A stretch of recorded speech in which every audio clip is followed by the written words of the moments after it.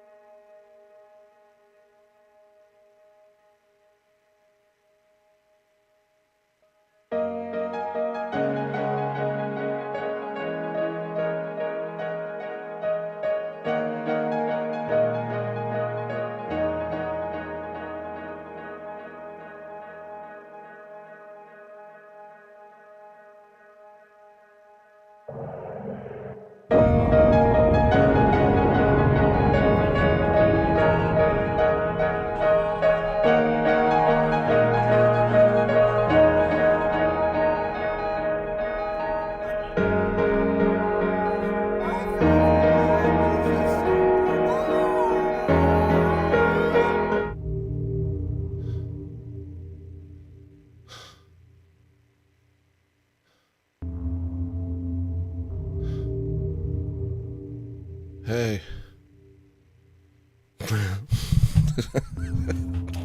Hold on, where's my phone? Oh, there it is. Okay.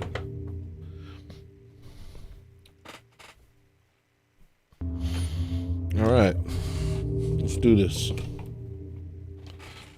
Sorry about being sweaty. I just got back from the gym.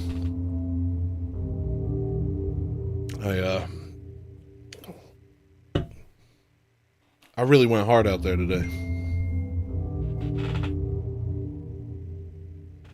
I really went hard out there today.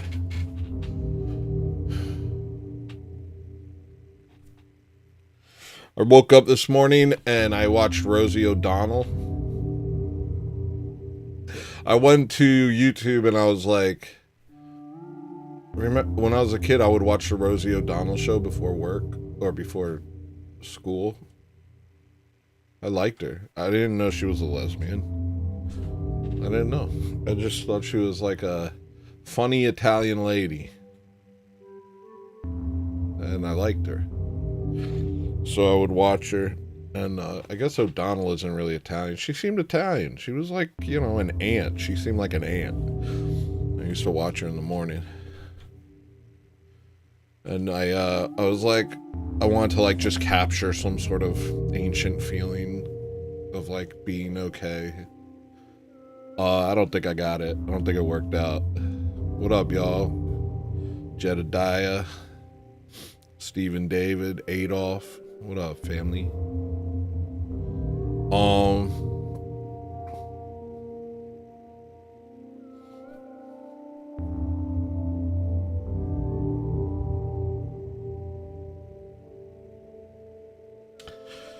Just getting my bearings straight. I got a big show today. Maybe bigger than I'm capable of, I think. But we'll see what happens. I'm gonna down a bunch of Celsius. This will probably get me going. Hopefully this will get me going real good. What up, Extanglia? What's your name, Extanglia? Could you tell us? What up, family? What up, Gary?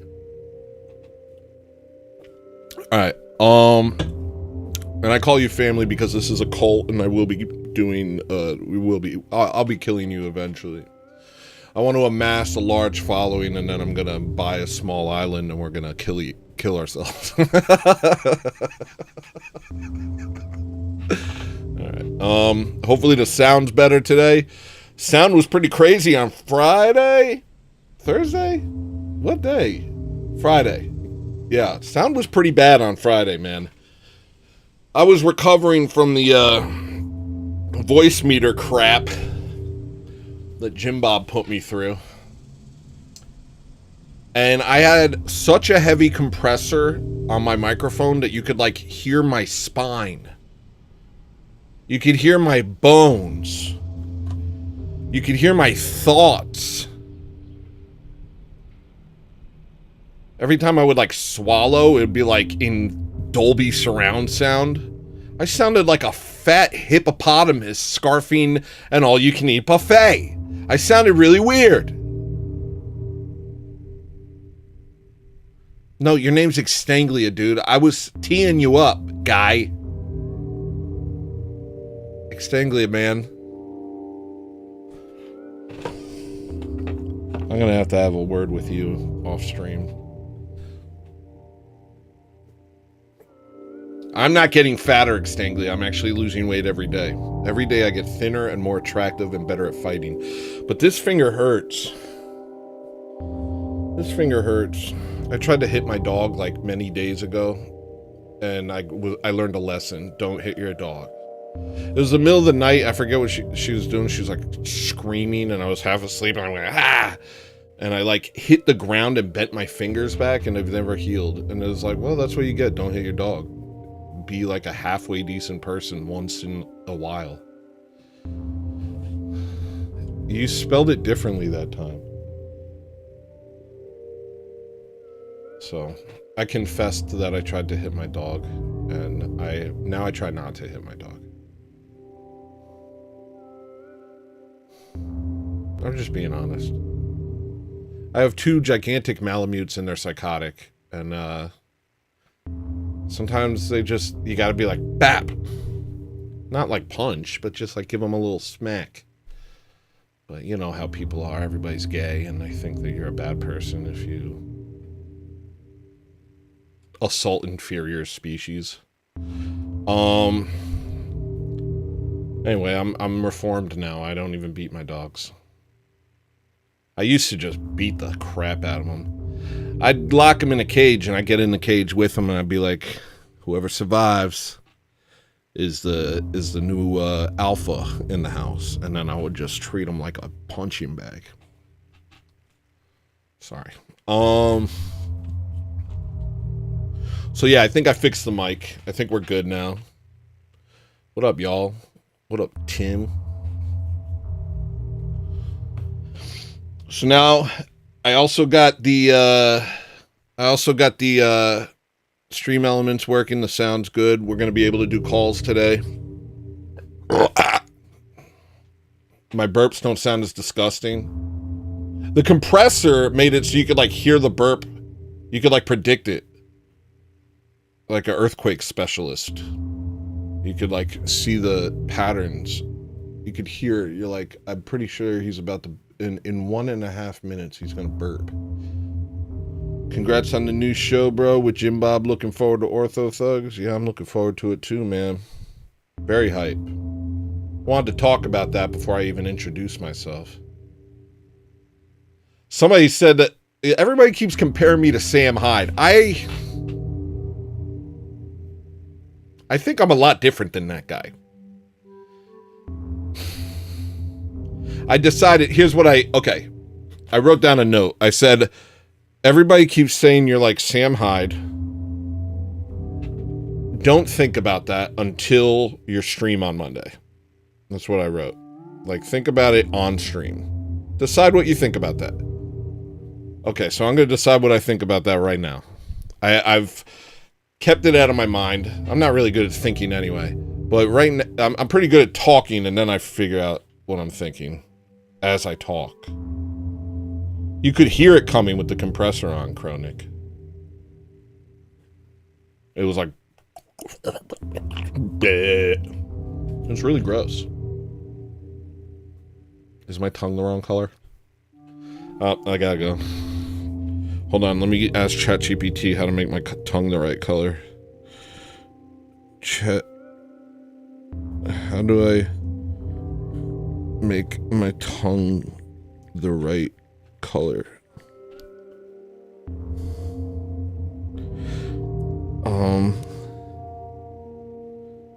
Good oral hygiene. That can't be right. There must be something else. Stay hydrated. I'm drinking energy drinks like they're freaking water. Avoid tobacco. I don't smoke tobacco. I take nicotine. Limit alcohol. I barely ever drink. If I do, it's usually just one glass of whiskey. And I don't mean like a big full glass. I mean like 2 fingers. Consider diet. Why is it being mean to me? I just... just tell me, how do I get my tongue back to a normal color? Just give me a quick fix. It's freaking shaming me. What's it called that leftists call you? The leftists say? They're like, you're, stop othering me, Google. Maybe if I just drink more of this. Oh, this is a different color. Maybe if I drink this. What up, slow boy whiteboard in the stinky chat? I bet Zins affect your tongue. All right, so what do I feel about Sam Hyde? Okay, because somebody... Okay, so yeah, everybody always compares me to Sam Hyde. And I don't know what I'm giving off. I don't know what I'm giving off. I just go here and I go, you know? And I realized, and I probably said it last week, but I realized that what I do on this show, I don't put on a character. I just turn the nozzle on the fire hose and go full blast. That's it. Like, I just go full blast. I'm like, this is fully me. That's it. That's all I do. I just go fully me. So... And then also somebody on the Ortho Thugs stinger said something really mean to me. And I was like, why are people like, what did I even do to you? And Maria said, don't let it get to you. And I was like, no, I will let it get to me. I will. They're being mean. Why can't I just be hurt by that? Why do people say stuff like that? Don't let it bother you. Why not? Why can't why can't it just bother me? Why can't I just be like, no, that bothered me. You hurt my feelings, and just tell people. Hold on, my light just like collapsed for some reason.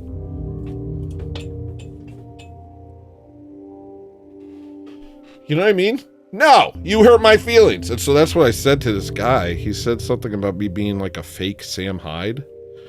I'm just, I don't know how I feel about that. What'd he say? He said...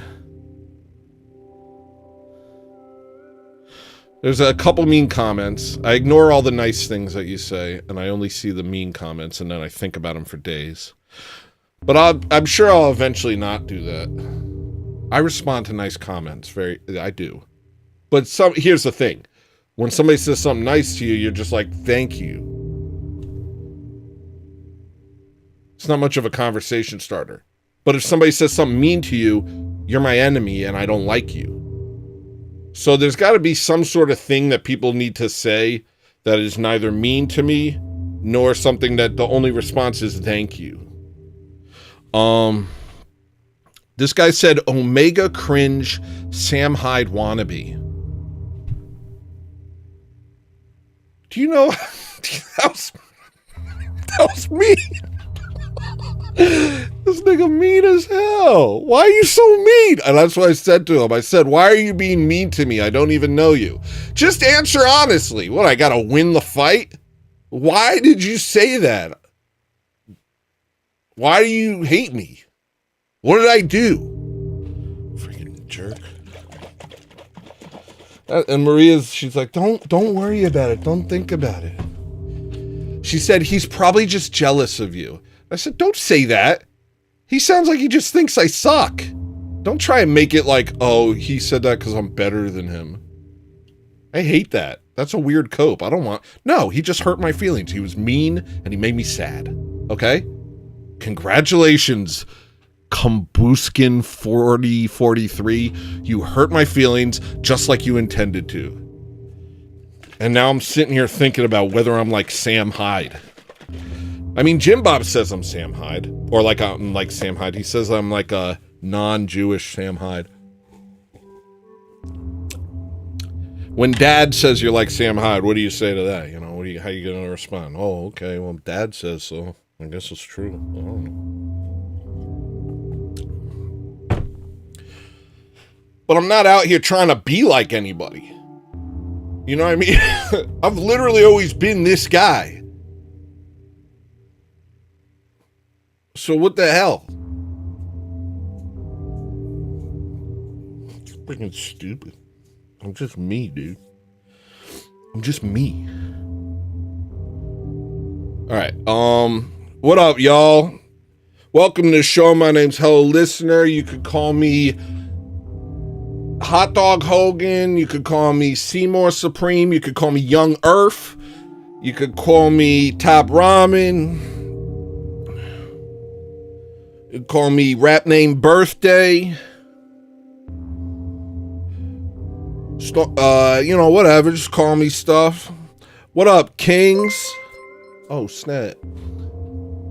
Is it true that when brown people become Christians, they all of a sudden don't smell like ass, rape and murder at rates 40x higher than their white Christian counterparts anymore? Asking for a friend.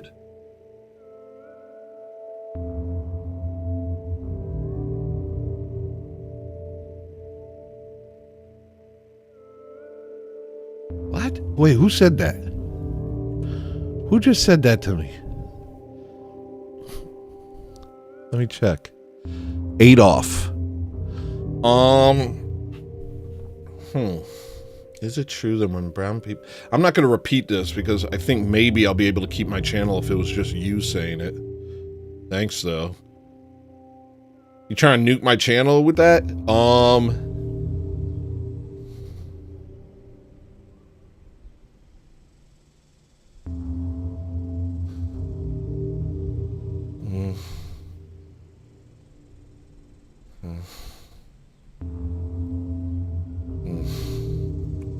We'll get into race. Adolf, we'll get into race. Don't worry, dude. I don't think everyone smells. I don't think all the non-whites are smelly. I know a lot of smelly whites. I'm a smelly white, probably, to some. You know how some people just smell like they're home? And then you ever, like, when you're a kid, you go to somebody's house, you're like, oh, that's what you smell like. I never noticed. Cat food. Weird. Everybody smells, right? I mean, Indians smell quite a bit. They smell pretty bad. What up, y'all? Everybody showing up.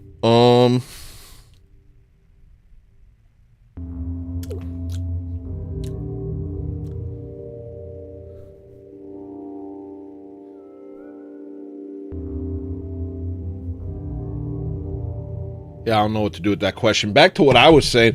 What's up, y'all? What's up? Oh, thank you for the big super chat. Definitely appreciate the money. Let me give you a sound real quick. This man definitely deserves a sound. If nothing else, if I can't answer his question, at least I can give him a quick little sound. And here's a sound.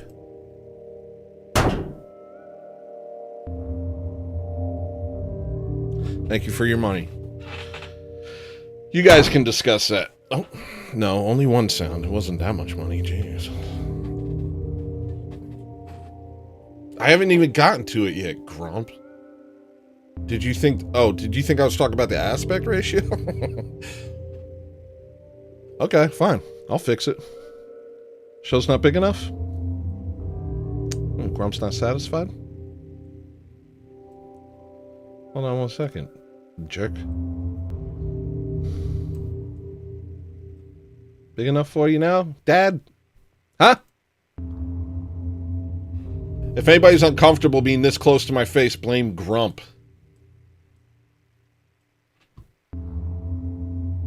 You like that? All right. Now, I wanted to greet you guys in this way, and you guys keep derailing me. Kings, dads, grandmas, and bored housewives. Do you guys feel insulted by that? Welcome to the show, dads, kings, grandmas, and bored housewives. Did I miss anyone? Everybody, All right, fine. All right, here we go. All right, show begins. Now, I got a lot of stuff to get through, so don't affect me. Well, first off, let's get the big thing out of the way. Grump, do you like this? Is this better? Oh, you want bigger? All right, Grump. Anything for Dad. We'll make it even bigger, Grump.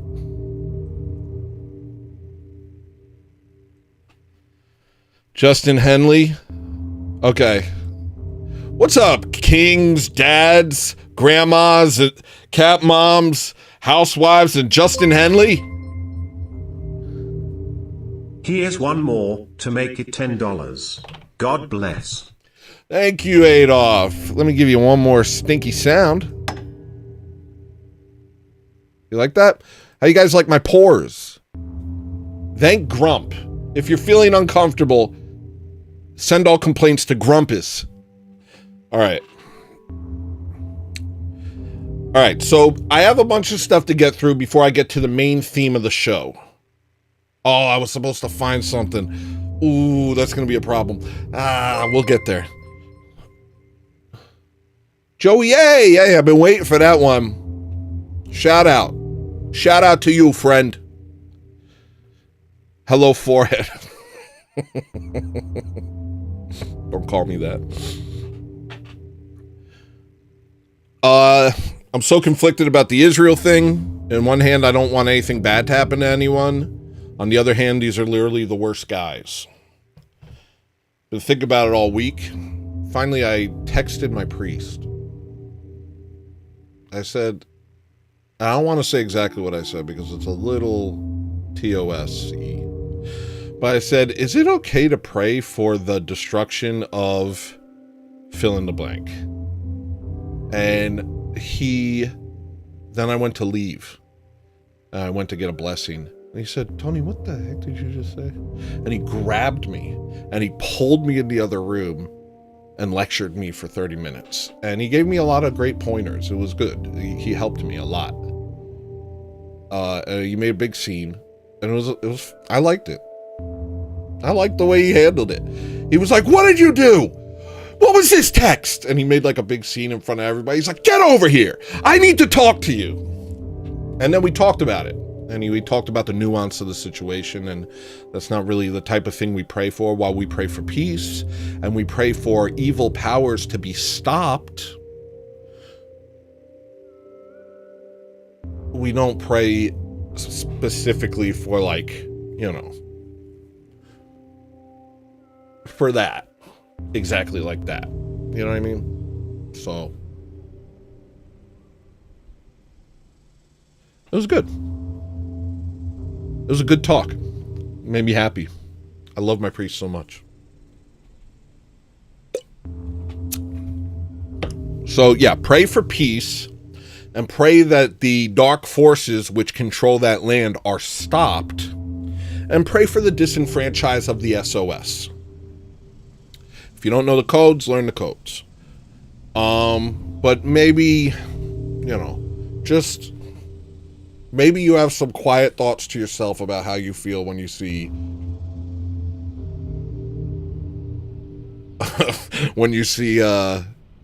what's that gay capital of the world? When you see the gay capital of the world up in flames, maybe you have some quiet thoughts to yourself. And I'm not going to tell you what to do with that. Just, those are your thoughts, you know, those are for you. All right.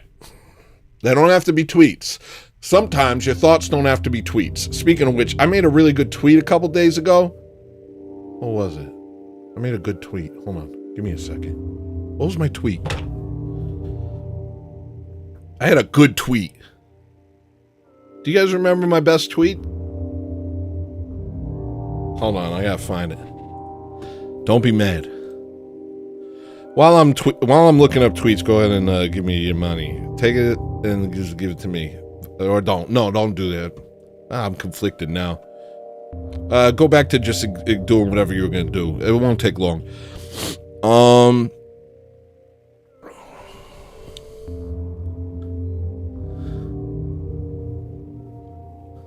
One second. Just be patient. You guys have no patience. You have to have a little patience. I have a condition. I have adult onset autism.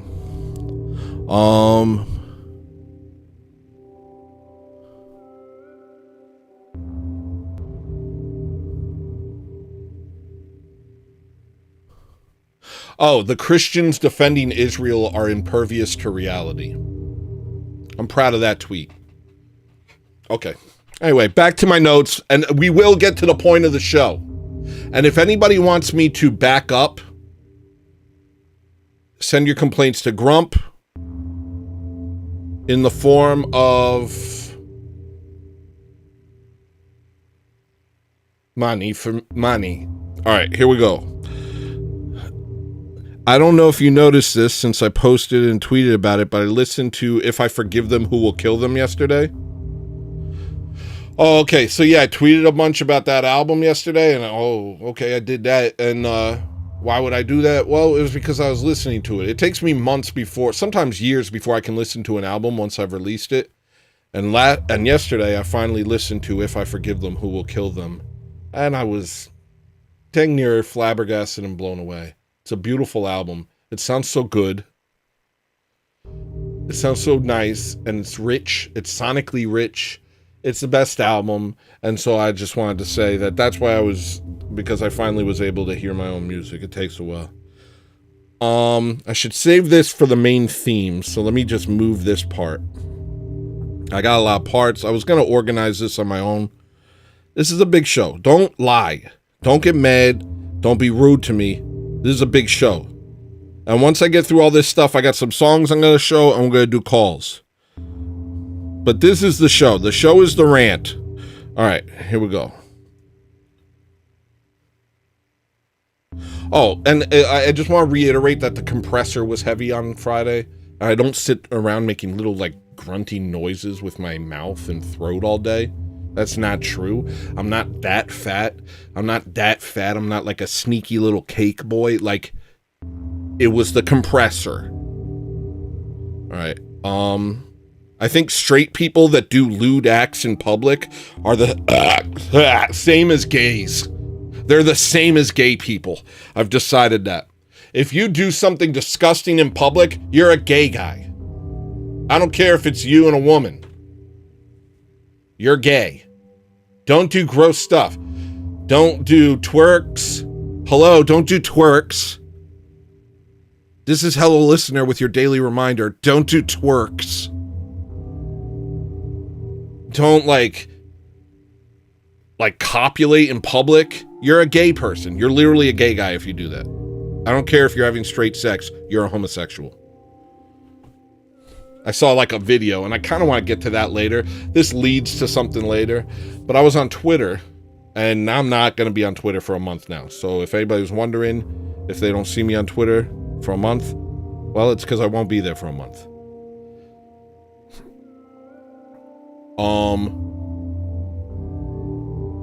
What was I saying? I saw a video of this gigantic black guy at a festival in the middle of a crowd, hunched over this white lady. And, with his hand, doing stuff with his hand. It was the most disgusting thing I've ever seen. It had the same effect of seeing a cockroach in my mind. It was so disgusting to me. They're doing this in public. It was, oh my gosh, it was the most despicable thing I've ever seen. You're a gay guy if you're doing that. Also, don't ever touch white women ever. Those are our women. Who said you could touch our women? I don't like that. Stay the hell away from our women. But we'll get to that. I used to be a 9-to-5 guy, but now I sell drugs, nigga. I'm one of those whites that can say nigga. Why? Why are you allowed? I can't explain it. Just some of us can. Some of us just can. It's hard to explain. I can say nigga. And there's nobody gave me a pass. I didn't ask. You give yourself a pass. But some of us just can. And others can't. And even the TOS, it's just oh, well, he's one of the whites that can. It's different. Some of us just are. We just can. We can just do it. I don't. It's hard to explain. Slinky said a joke that was like an anti-joke. Slinky, you out there, big guy? Sizzle Biscuit says lame. Why do you say lame to me? I hate you. I hate I hate you. You know what?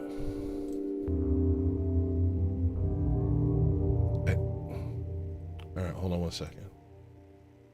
I'm gonna have to get a little bigger.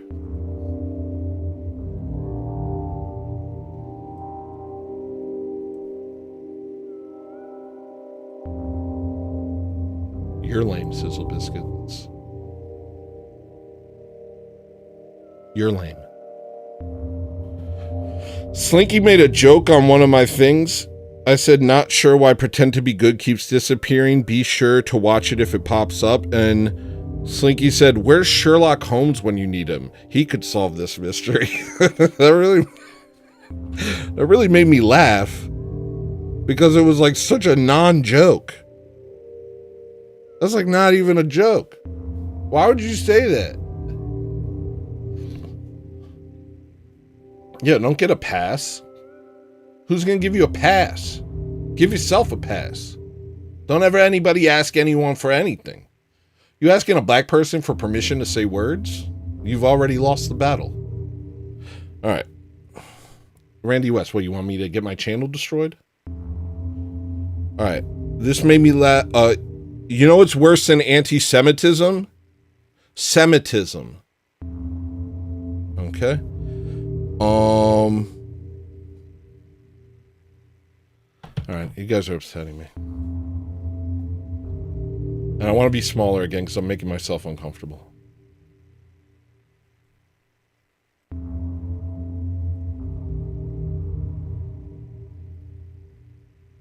Actually, I'm going to hide for a minute. I don't want you guys to see my face because you've made me uncomfortable. So, I think my main problem is just, man, I don't even want to get through all these notes. I'm upsetting myself now. I'm going to talk to you guys for a second, try and regain my strength, and then I'll do my notes. So I'm upset with everyone who made me mad. No, I mean in real life, not to break TOS. In real life, I don't know if you know this, but I'm just a scared white. I say it in real life, but not to the people who will kill me. Unless I'm in a mood. If I'm in a mood, I'll say it to them too. But when I'm in a mood, I'm like, oh, the mood is like, let's die. You ever get a mood where you're like, let's die? And then you just start saying whatever you want to people. You're like, let's die. Let's see what happens. And you just go for it. And sometimes I go there. But for the most part, I'm just trying to, this show is called Nice Whites. It's the only show for nice whites. I don't know why I'm allowed to say nigga. I think it's because all of us are. Don't be a cuck. Just say it. Don't let black people tell you what you can say. Bam. Easy.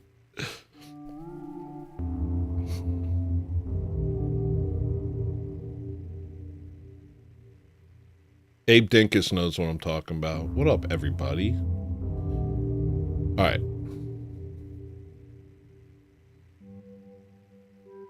I'm starting to get a little happier. Let me drink this drink.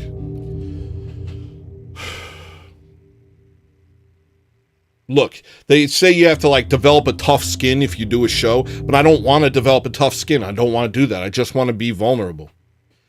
Does that make me forget about it? Does that make me a gay guy? What, because I just don't feel like developing some alter ego to protect my feelings? I hate that.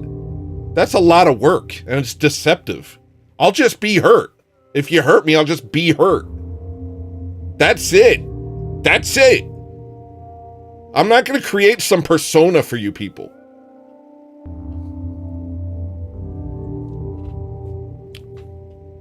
Not going to happen. Never. If it does, you know what? Actually, and that's a thing. And I think I got into this. Come to think of it. And before I get into it, because I got some videos that I got to play through the mic that'll we'll work on. We got a lot to get through. This is a big show. Are you starting to get it? Let me know in chat if you're starting to understand that this is a pretty big show. Are you starting to see it? It's happening. Things are about to happen to you. Just say it under your breath. That's funny. You're like, what?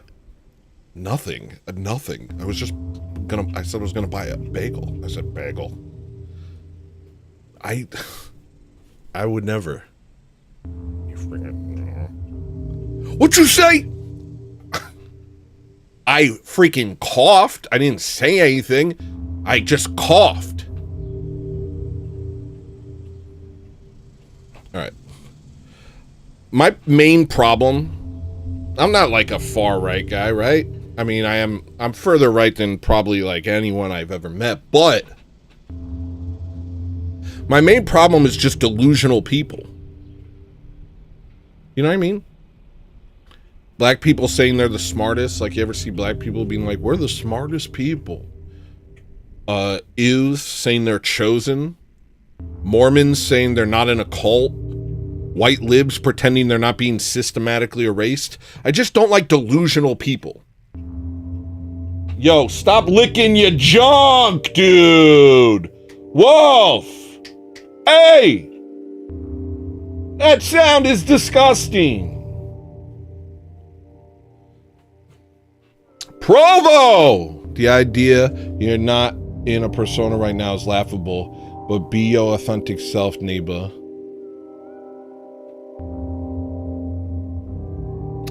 I take back my saying hi to you. All right, here we go. I know I like free speech, and the reason I like free speech is because, like, if speech wasn't free, like, I'd have to budget it, you know, like, I'd have to budget every sentence. Like, you think I think about how much each word costs? That's crazy. How can you say a sentence if you're sitting there going cha-ching, cha-ching, cha-ching? Each time you say a word, you're like, is there a cheaper version of that word? I just don't get it. I don't get why Jim Bob hates free speech so much. It just seems like, I mean, I know he's doing well for himself, but, you know, I think if he actually cares about the little guy, then he'd be pro-free speech. Okay, the joke there is that I don't understand what free speech is. Okay. Okay. People wonder if this is like a character or something. Oh, this is great. Good. Okay, Provo. I made this while I was in my car. People wonder if this is like a character or something, and it's not. It's just, all I do is put the fire hose on full blast. That's it. This is just me. Like, I just kind of open up the nozzle and let it go full blast. And I'm just like I'll say full blast one more time and say fire hose one more time. I'm incapable of maintaining a character without losing my mind. Hey, Tony, go ahead and talk about that to the audience, will you? Sure thing, Tony. Before in 2017, I created this character called Bad Sinatra, and I started live streaming, and I picked up steam pretty quick doing it. And the character was like this broken, like 20-year-old who hated everyone, who drank all the time. It was based on a guy that I used to see on YouTube, and he would live stream and just lash out at everyone who was talking to them and be like, yeah, well, if I ever saw you, I'd beat you up. And like, just like, it was this guy. And he was just like this, he wore his emotions on his sleeve, but he was like really trying to push this tough guy persona. And people would talk to him in the live chat, and he would just like drunkenly attack and curse, and then he would play black metal and stuff. And I just thought it was so endearing watching this like person be like this. So I created this character called Bad Sinatra. And he was like this very, I don't know, kind of like this unaware person who, like, every time he had no self-awareness, and so anytime he would talk about something, he would like try and like cover it up by like being cool, you know, but of course it would be so obvious to the viewer. And I created this character. I did 5 streams. By the end of the 5 streams, I no longer knew who I was, and I had a nervous breakdown on camera, and then I had a nervous breakdown in real life, and I went into a state of like derealization or whatever for a couple days, and had to here's what I remember. I remember everyone calling me and trying to talk to me and be like, it's okay, you're all right, and me sitting in my bathroom in Brooklyn smoking cigarettes and just getting calls from people who are like, it's okay, it's gonna be all right. That was 5 days of a character. I can't do a character. I literally just couldn't. So if you think this is a character, that's fine. Think what you want. But the one time I tried to do a character, it made me, I forgot who I was. And whenever the stream would be over, I would be the character. I didn't know where one thing ended and the other began. Which is difficult for someone who doesn't really have an idea of who they are in the first place. And we're not going to talk about that. All right, here we go. Next thing. Whites don't need blacks. Blacks need whites.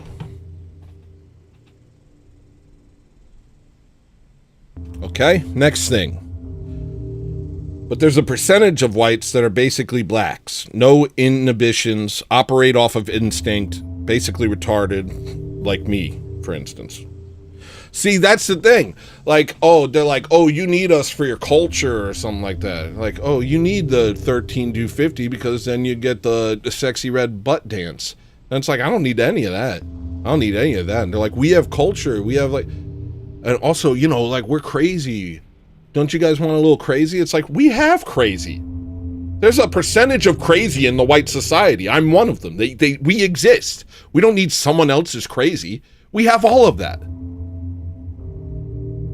We have 85 IQ people who can't control themselves and just operate off of instinct and make people uncomfortable. We have our own that. We don't need an entire other group of that. All right. What is Laura Loomer? I might have already covered this, but what is Laura Loomer? Like, what is it?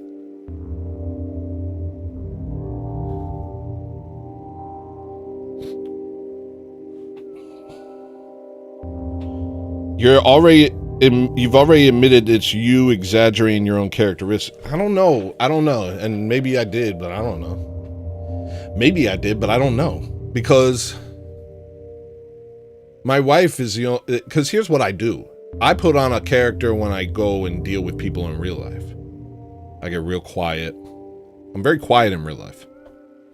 But with someone I'm very close to, my wife, my brother, I pretty much act exactly like this. Maria, am I lying?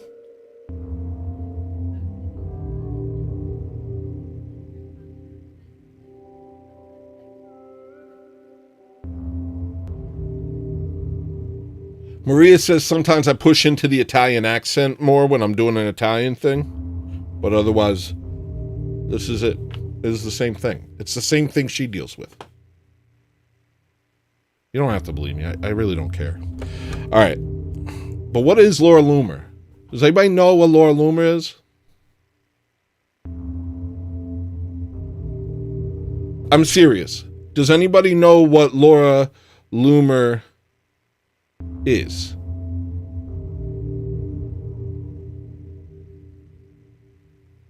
Like, no, but like, okay, she's massage, she's Uncanny Valley. Is it a she? Is it a boy? Is it a boy pretending to be a girl? Like, sometimes I look at Laura Loomer and I get like Skeksis vibes. You guys know what the Skeksis is from like Dark Crystal? Skeksis.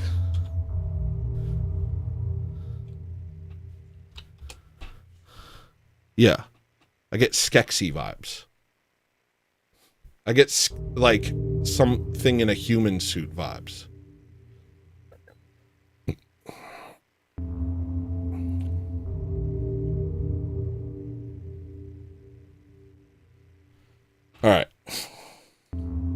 don't know. I'm just asking. I don't know a lot about her. I know she like loves seeing Palestine be destroyed, and she just, you know, and she like tried to be Trump's friend, and then he like tricked her. But I just like, I'm not trying to be rude, but when I look at her, I don't know what I'm looking at. Genuinely, I have no idea what I'm looking at. All right. All right, I guess I'll get to my main theme now. First, I'm going to think about how much Provo's making me mad.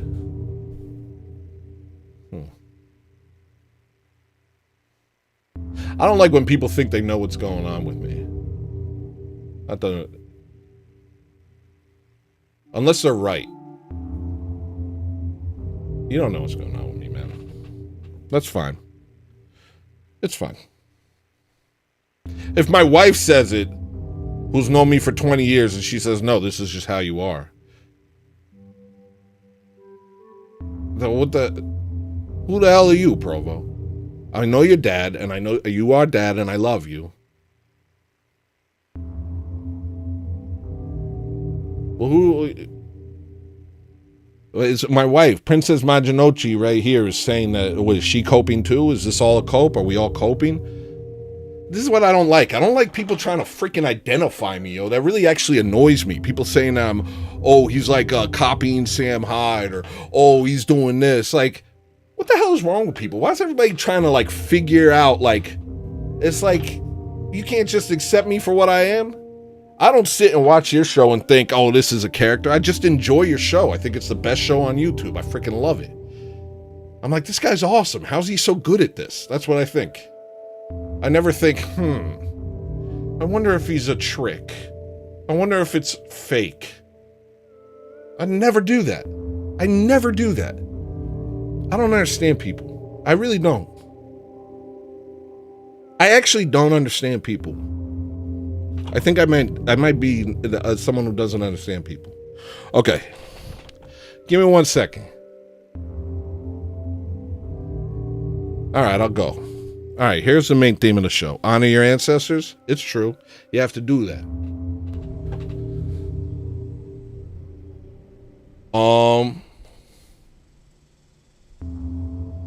Actually, I got one more thing first.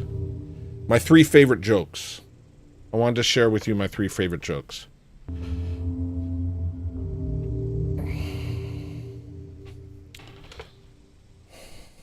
I can't tell through text if you're joking or not. All right. My 3 favorite jokes are this Louis C.K. joke where he said, I'm just going to do them. I just wanted to share that. I just wanted to share my favorite jokes. Here they are. The first one is this Louis C.K. joke where he says, you know, a lot of people ask me, what's it like growing up Chinese? And I tell them, you know, it's hard, you know, because growing up, nobody in my neighborhood was Chinese. And, you know, no one at school was Chinese, and my family wasn't Chinese, and I'm not Chinese. So it was actually very difficult. Is that funny to you? That was funny to me. My other favorite joke is this Nick Swartzen joke. Okay, I was in the hospital when I saw this. I just had a huge surgery. My entire stomach was cut open. This joke made me laugh so hard that I vomited and my stitches popped open, and I had to have another surgery. And I'm afraid that you guys won't think it's funny, and you're just like, what the hell is wrong with this guy? All right, here was the joke. He said, I brought my cat to the doctor to the veterinarian recently. I said, doctor, my cat has diarrhea. And the doctor said, what have you been feeding him? And he said, diarrhea. So that made me laugh so hard that I was like in mortal danger. Sorry to interrupt, but I wanted to send you money. Thank you, Justin. It makes me feel a little better from all the attacks that I'm getting today. I'm feeling bad. Thank you, Justin. Let me give you a sound real quick. This guy, appreciate the big super chat, and you get this one right here. Ready? Oh, hell yeah, dude. Oh, hell yeah, dude. The other one was another Louis C.K. joke. He said that he was talking about making up sayings. He's talking about making up sayings. He's like, people have all these weird sayings that they do. They're like, what's a saying? What's a saying? Takes one to know one, kill two birds with one stone. A bird in the hand is worth two in the bush. And he's like, I could never remember them, so I would just make up my own on the spot. I'd be like, a bird in the hand is like a man in the sand. Okay, those are my 3 favorite jokes. All right, we're going to get into the main thing. I got a couple things first. Bunch of people protesting something in Anchorage lately. Something about no kings. They don't like kings. They don't want anybody to be a king. Which I feel personally attacked. Every time I go out there, I'm like, why do these people... How do they know? They have big signs that say, like, no kings or no human is illegal. And then some of them have these signs that are just like Dostoevsky novels. And it's like, what is this for? Nobody can read that. We're driving past. And be like, I don't like it when people do this. And it's like, why are you, like, Reddit memeing on a freaking... And I've been seeing it all the time. And they're like, cheer. And it's like everyone's there. You got the gays, you got the blacks, you got the Latinos. And they're all mad about something. I don't know. I haven't really asked. I was thinking of pulling over and, like, causing problems, but I had a passenger. Every time I see him, I have a passenger.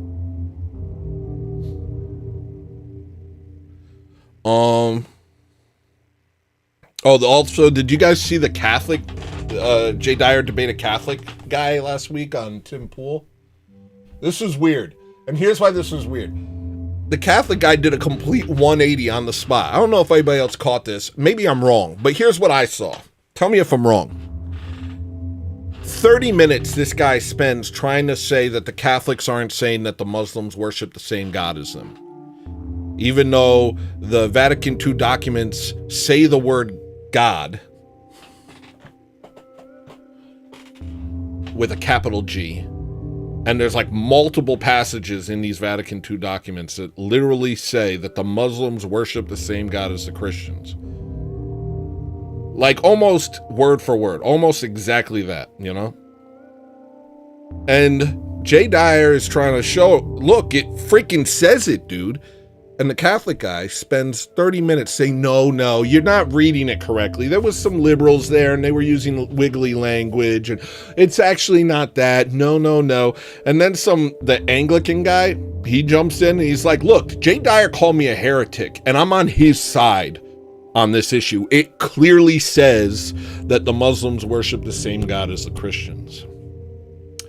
Guy spends 30 minutes being like, no, you don't understand. Then Tim Pool chimes in with his little hat and he goes, actually, this makes me like Catholicism. This sounds truer to me. When I think about it, because there's only one God, so it must be that. And so, yeah, this actually makes me want to be Catholic. And then the Catholic guy goes, yeah, exactly. That's why we say that. That's why we say that, because he just doesn't. Did I see that? Like, did anybody else see that? I feel like I literally saw that. Was I delusional, or did I watch that guy literally completely contradict himself, do a 180 on the spot? Because Tim Pool, with his grunge rock, alt rock band, the Tim Poolians or whatever, the Daily Wire, Structure Fire, whatever his band is, said, this actually makes me like Catholics. And I was just like, yeah, that's what we always think. We always believed that. Did anybody else see that? I don't know. That was pretty crazy to me. You can kill a guy with a little bit of melted mozzarella, I found out on Saturday. You could just, I'm just, I'm a hitman, and I'm always trying to think of other ways to kill people. And one of the ways you can kill people is just a little bit of mozzarella. just like a slightly melted mozzarella stick. It like coagulates in the throat, and then they choke to death. You'd be like, here, have a mozzarella stick, and they'll eat it, and then they die. And the reason I know this is because I bought mozzarella sticks at a gas station on Saturday, and it was slightly melted, and while I was pumping gas, I almost choked to death in front of an interracial couple.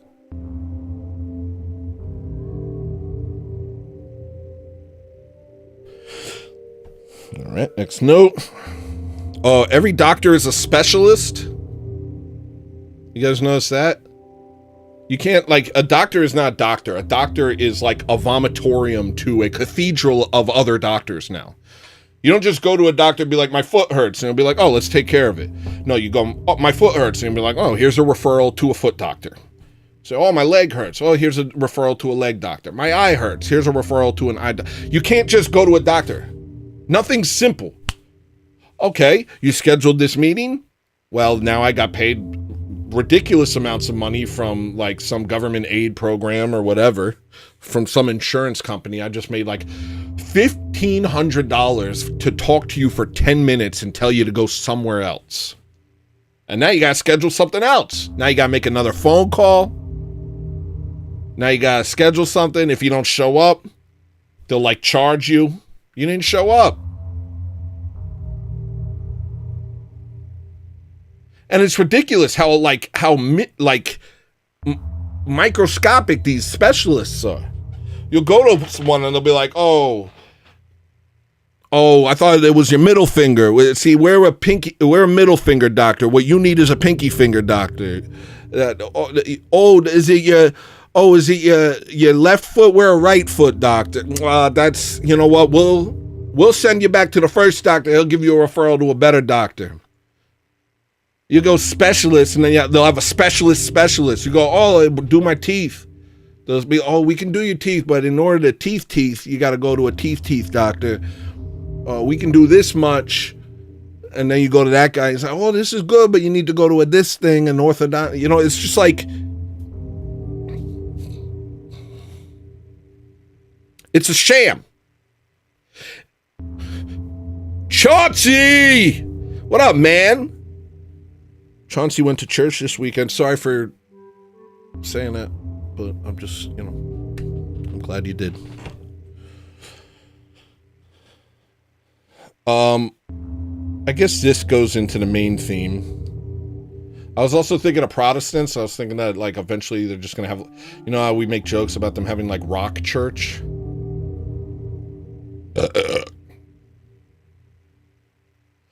I don't think we're far from couch church. I don't think we're far from like a rec room full of couches where people just sit, lay down. Some jerk with like dreads, some white guy with dreads tells them about the good news or whatever.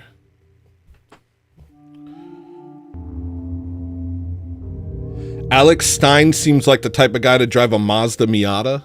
I was driving yesterday, I saw a Mazda Miata, and I was like, what kind of a guy drives a Mazda Miata? Like, there's a couple types of guys that drive a Mazda Miata. One of them is a guy who just, like, that's the only car he could get. Somebody gave it to him. I could be that guy. I could be the guy who drives a Mazda Miata if I'm just, like, down on my luck, and somebody's like, yeah, you can use my Mazda Miata, then I'll just drive one. Well, what's the kind of guy that buys one off the lot? What kind of guy buys a Mazda Miata off the lot? More specifically, what kind of straight guy buys a Mazda Miata off the lot? And I thought about it for a while. And I think it's Alex Stein. I think Alex Stein would buy a Mazda Miata fresh off the lot. You guys think? What do you guys think? Okay. All right. That's my last non-theme note. So, the main theme of this show will occur after this brief intermission. Tired of listening to music's like the equivalent of eating a mayonnaise sandwich? Why don't you get yourself a big New York sausage hot dog? Why don't you get yourself a New York hot dog? Why don't you get yourself a hot dog sandwich? Why don't you come on over here? GlossonStreetRecords.bandcamp.com GlossonStreetRecords.bandcamp.com GlossonStreetRecords.bandcamp.com You tired of making bad decisions all your life? Why don't you make one good decision once in your life and buy my freaking music?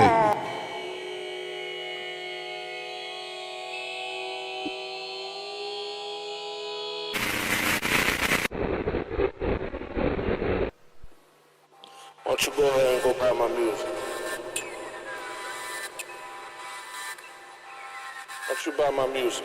Huh? Why don't you go ahead and go buy my music right now, huh? Buy my stupid music, alright, jerk?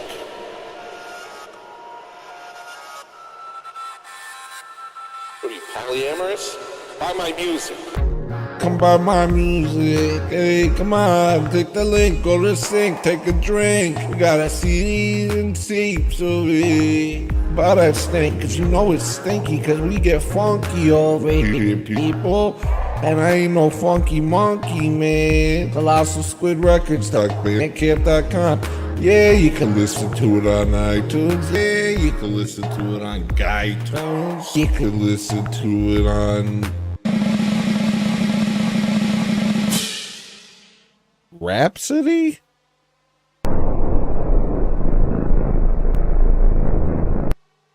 Do I look like a swarthy gentleman from the South? Or do I look like a Sicilian scam artist? Hey, I'm just keeping it real. I'm just like you. Hey guys, you want to support my stream? Come on back, buy my music. It's nothing but pressure, and it's no pressure. Just come and do it. Then put it in your boombox and oosh, baka. We about to have a freaking flying carousel, carnival, clowns, people flying around, light up buildings, fluorescent lights, a bing bong, da da da dang dang dang dang. It's a carnival. It's a horse ride. It's some fireworks. Oh great, now the white balance is off. What is this? The fight balance? What do you want, a punch? What do you want, lunch? When you say camera phone, you sound anachronistic. Hey, I'm taking a picture of you with my camera phone because this guy hasn't even bought my music. Hey guys, check this guy out. Apparently this is what it looks like when you don't buy Colossal Squid Records music. Ooh. You choose to look like this? Don't you know that if you buy my music, it changes your genetic makeup and gives you a better physiognomy? That's a fact. That's not a lie. That's a fact. Why are my hands this color?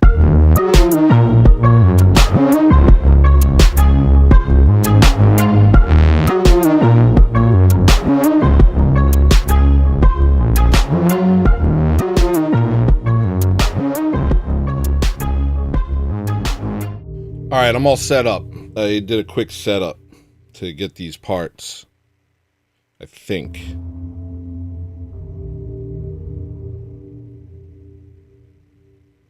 Okay, Honor Your Ancestors. This goes into a couple of different places today. And now I'm going to hang out and chat. I'm going to hang out and chat. I'm going to show you some songs, and I'm going to open up video calls. I have a little bit of a headache. Let me shake this.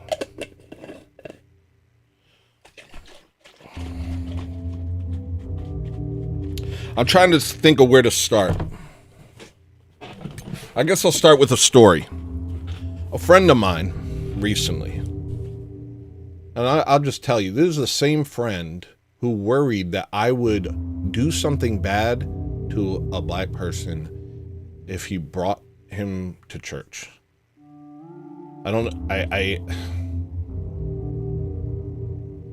Which really hurt my feelings for him to think that I'm such a racist psychopath that I would hurt somebody. Like, I don't know what people see when they look at me. I don't know what people are getting, but I don't hate black people. I just want to live in a white country.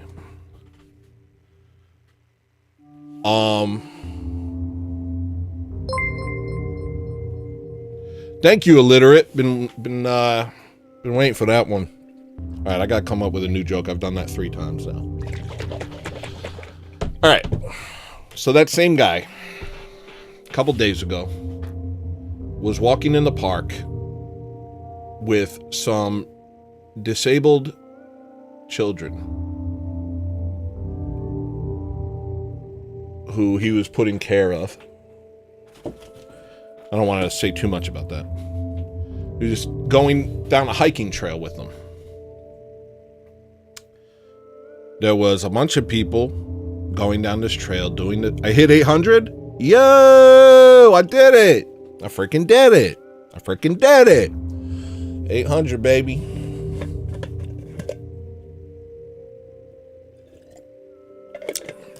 That's nice. That's a good thing. You know what? That's worth another, sorry, that was one of my teeth. That joke I'm going to keep doing. I think that's funny. Let me just put another tooth in. Thank you to everyone who subscribed. I do appreciate it.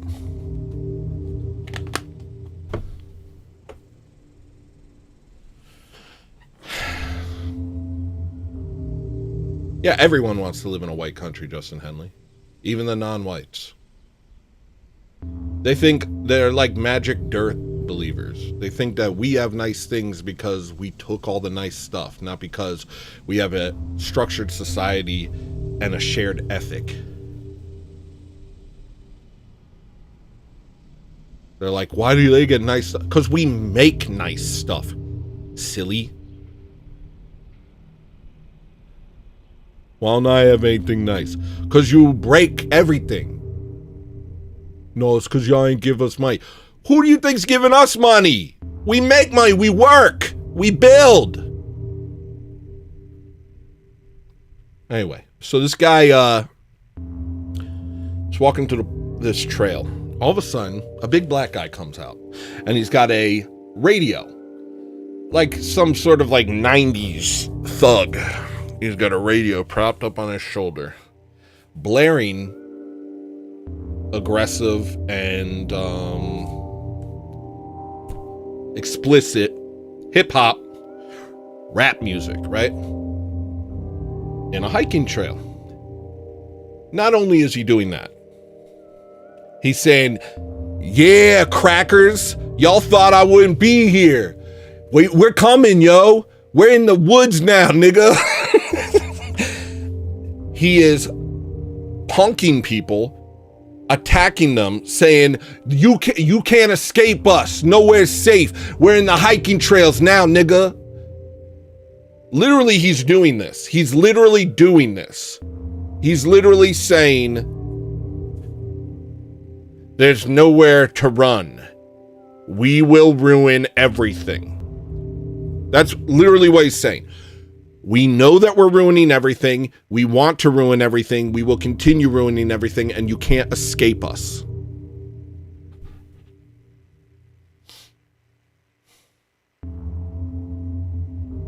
In a hiking trail.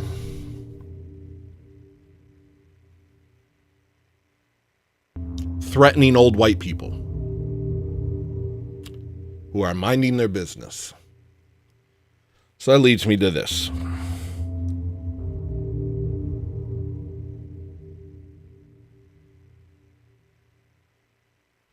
Oh, and he actually said, you thought you were safe from us? The N-words are here.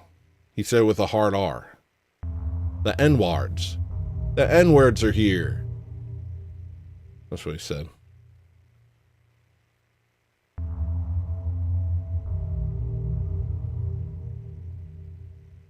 So basically what they want is destruction. They want to see everything destroyed. Their entire culture is a culture of resentment that seeks to do you harm. And they're thinking in terms of their group. Who's giving us money? We make money. Thank you, Stanglia. Appreciate it. Let me hit you with a dang thing real quick.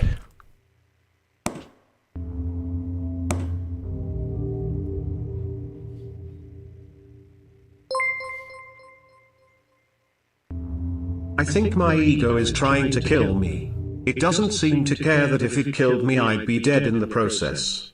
It doesn't like that when I say my prayers. That's not your ego, brother. Also, let me hit you with this. Thank you for the money. That you need to learn to separate, and this is something you'll understand once you become orthodox. You need to learn to separate thoughts that come from within and thoughts that come from without. Don't identify with the dark thoughts that enter your head. They are demonic attacks. They are demonic suggestions. The quicker you understand that, the better you'll be. Do not think it's your ego. Do not think it's your mind. No, it is literally demonic attacks there for the sole purpose of causing you harm and causing you to hate yourself and causing you to do self-destructive behaviors. Whenever that sort of thing comes to you, you respond with prayer. Say, thank you. Thank you for that dark thought. It reminds me that I have to pray. And if you keep doing that, the demons will stop attacking you, because every prayer is like pouring boiling water on them. All right, back to my point. And this is why I like talking to people. This is why I like having y'all come over here and talking to me. Because I like bouncing off of y'all.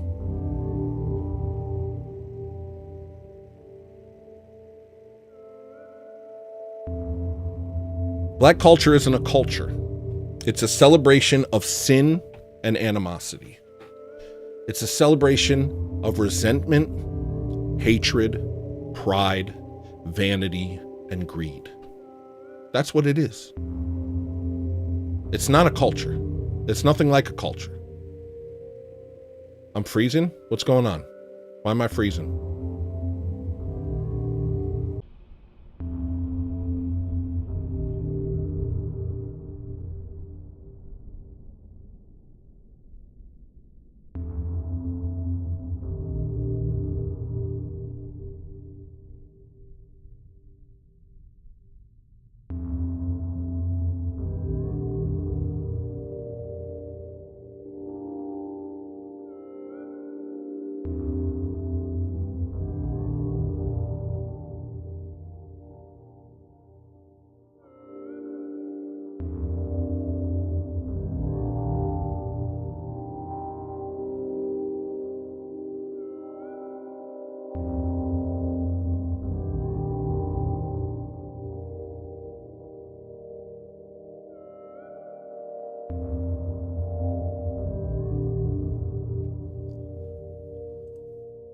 Yo. Yo, am I back?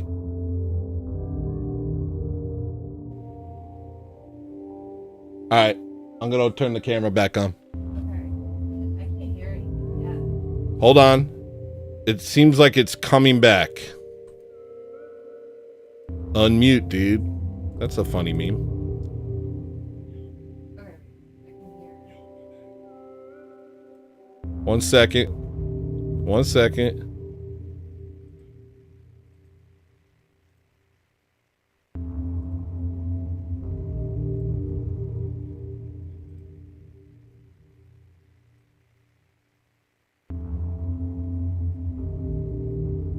All right, so I got no camera. Give me a second. I'll figure it out. What the hell? Yo, the computer is on its last leg. I'm telling you. I'm telling you. First. Yo, just let me handle this. All right, babe. All right. Give me 1 second. I got to reset some stuff.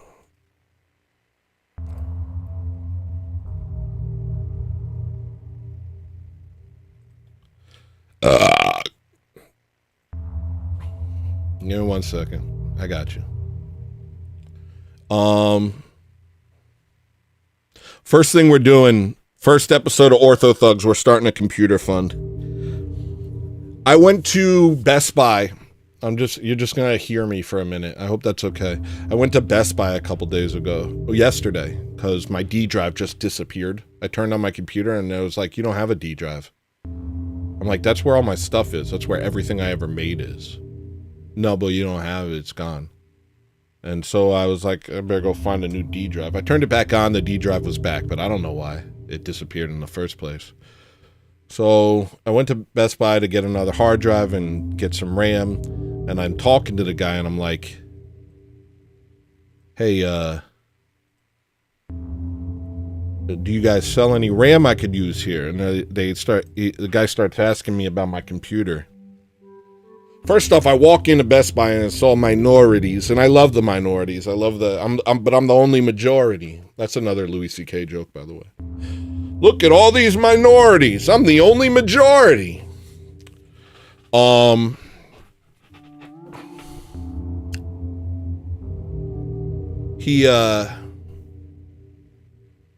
nobody's trying to help me. They're just kind of giving me side eyes, like, I can feel the animosity when I walk in there. Like, everybody's like, we hate you. You didn't do anything, but we hate you. Okay, I'm almost back.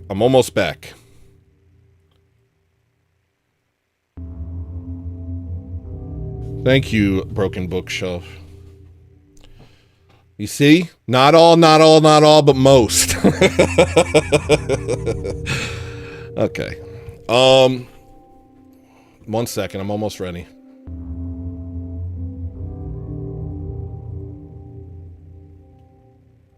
That was crazy. Can you close the door? I know you can't see me yet. You will. Close that door.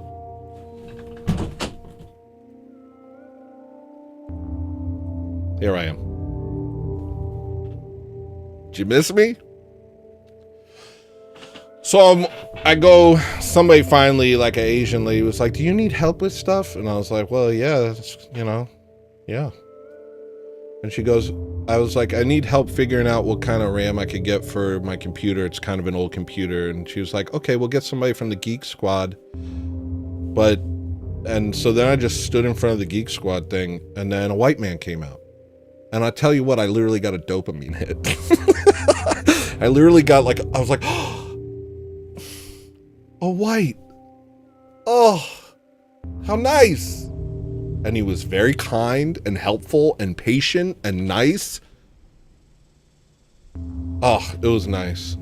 Anyway, I told him about my computer and he was flabbergasted. He was like, you have an i5? You have an i5?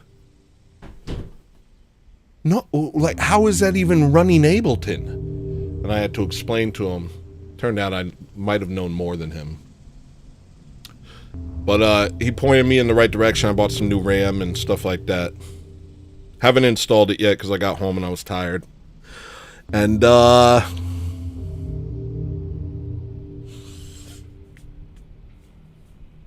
first thing we're doing on Ortho Thugs is starting a computer fund. I'll tell you that much. Because this is getting sketchy. This is getting sketchy.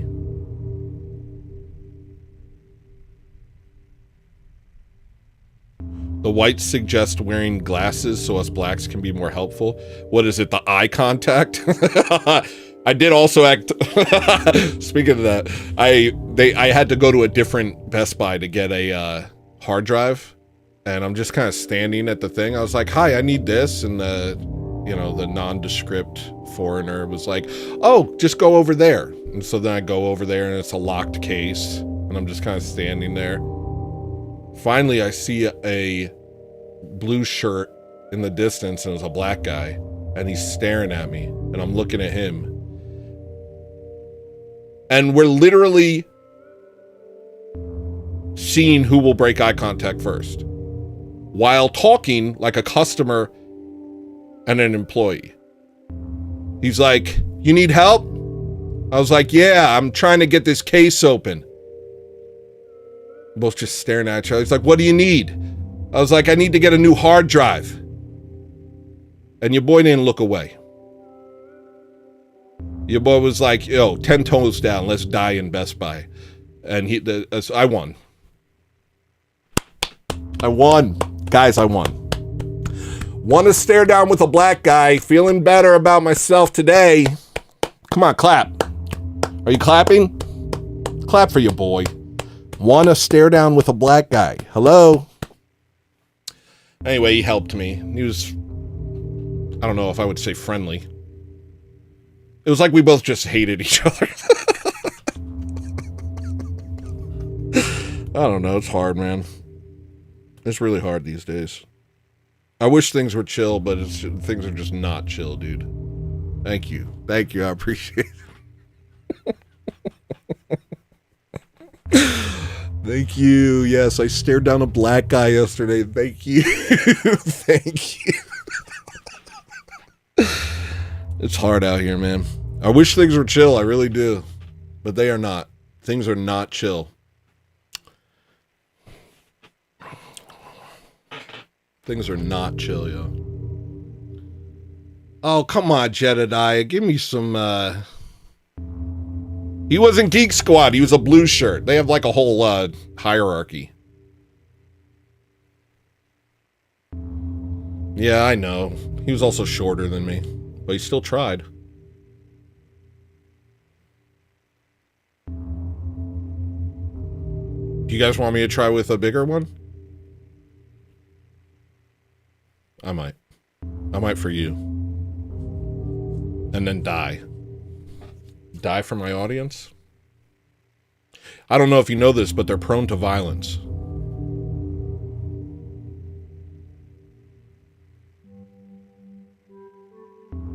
Yeah, so why was he looking at me? He tried to stare me down. He wasn't like a nice, like, self-conscious black.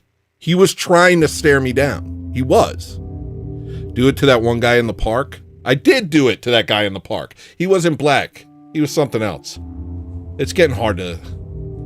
It's getting hard. You know, the protocols are in full effect, and it's getting really hard to know what anyone is anymore. I don't know what anybody is anymore.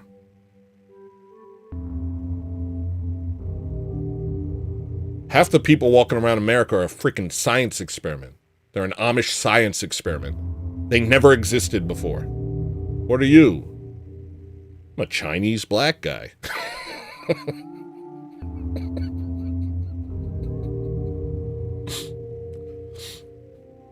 All right. All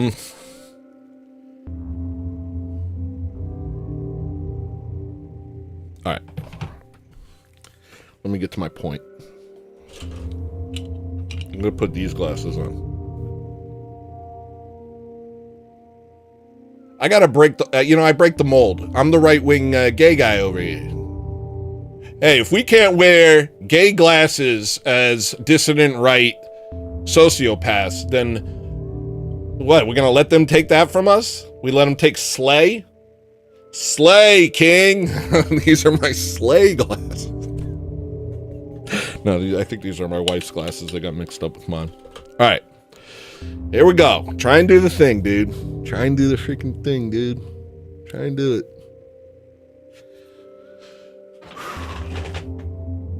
There we go. So that guy knew what he was doing. You know what I mean? And you've heard things, maybe you haven't. I've heard many people talk like this. Don't let them have white neighborhoods. I found out that there's a white neighborhood over here. We need to start moving black people over here because they can't be allowed to live amongst their own. Like, literally, it's like an imperative. Now, I don't think that black people are thinking about this that much. I think that they're being motivated and trained by Amish people like Martin Luther King was. Like Martin Luther King? He was trained by Amish communists. But this is the type of thing they say. You can't get away from us. Anywhere you go, we're going to go. They're obsessed with us. They just want to be around us. They love us. Black people love us. They just want to be around us. Maybe I'm seeing this all wrong. Maybe they just love us. They're just like, please. Well, they could be a little nicer. But listen, hey, Black America. Hey, blacks, if you love us so much, just be nice to us. if you want to be around us so bad, and conform to our way of life. It's a good way of life. Black people have this issue with white way of life. It's like, oh, we just like things to be nice. We like to get along. We like to make jokes. We like to work on art. We like to create. And we're not sitting around trying to stunt on one another. We're just trying to get along. First of all, I'm gay as well. Also, that's why you're doing boxing training. What? You think blacks can grapple? I've never seen it. Wouldn't be surprised if they could though. No, they can't swim. Still waiting for Hello Listener boxing event.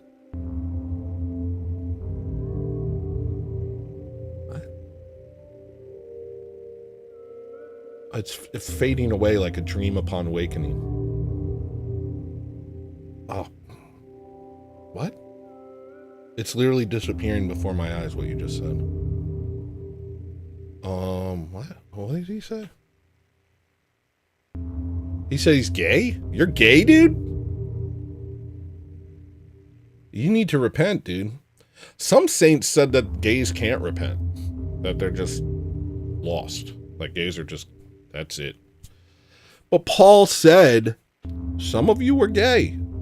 Essentially, I'm paraphrasing, but in one of his letters, in one of his epistles, he said, some of you are gay, or were, and now you're not. Some of you were doing gay stuff, and now you don't. So, repent, dude. Also, I don't want to fight people. I'm not tough. I'm trying to learn to fight. This isn't crazy white boy energy. This isn't Sam Hyde. I'm just a sensitive artist who happens to be funny and outspoken and hasn't faced the repercussions of his actions yet. I'll get real quiet once they knock me out, probably. Then I'll turn sheepish. That's why I'm trying to learn to fight. I want to get good at fighting, so if somebody tries to get me, I can get them, and then I'll grow confident. And if I grow confident, then I'll get more outspoken, maybe. You know what I mean? But I'm not like a fighter. Am I? I'm not a fighter. I don't want to talk about that, actually. There's a reason I don't fight, but I don't want to talk about it. So the thing is, they're acting as a group. And I don't know if you guys have seen the news lately or watched Jim Bob earlier today or this past week, but so are the Latinos. And so are the Amish. I mean, we know the Amish act as a group. They're like the kings of acting as a group. They literally think that the chosen people of the earth. There's one group missing. There's one group that doesn't act as a group. One.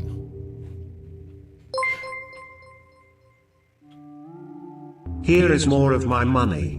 Please, eventually, make it so we can join your channel and be members rather than just subscribers. Would like to give you more support. Thank you, man. I will. I have to. I'm like, it's counting the views slowly. I have the subscriber numbers. Shut up, Wolf. I have the subscriber numbers. It's 5 days behind on the viewer hours. It's saying I need 500 more. I don't know how it counts, because I'll go over here and it'll say I have way more than 3,000 watch hours. Way more. But then over here, they're like, yeah, but a lot of them don't count. I don't know why, but that's what they say. I'm not padding the numbers. So I got to get that last bar up. I got to get 500 more watch hours. And then I can start a membership. I might have to private my videos for a while. During the membership process, that might be smart. If anybody sees anything, if anybody does watch my old streams and sees something that's a little TOS, please tell me. Please tell me. Save your boy's life. Save your boy's channel. Because I think when you try and start a partner program, I think they started looking into your stuff a little bit, you know what I mean? So if you guys see something that you're like, hey, you might want to take this down or cut this part out, I really do appreciate it. I can't just watch all my shows all the time, or I'll probably become insane because it's my own show. You know what I mean? All right. But yeah, once I do, of course. Yeah, of course I'll do that. It's in God's hands. Now back to what I was saying. Also, you and Floyd get a noise. And this noise is for Floyd because he was first. George Floyd. That one's for you. And then this one's for you. Was it Adolf? Yeah. This one's for you, Adolf.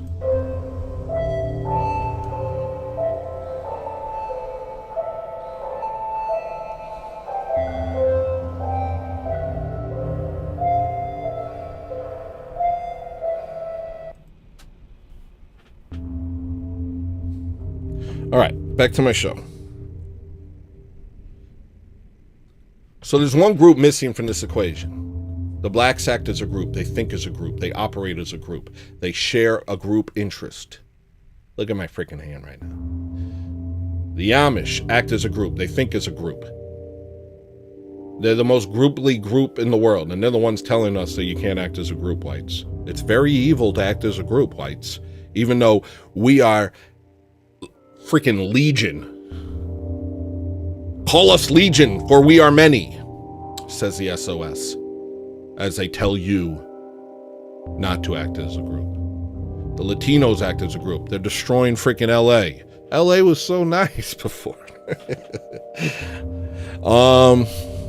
There's one group that isn't acting as a group, and it just so happens to be the same group that all these other groups are constantly attacking.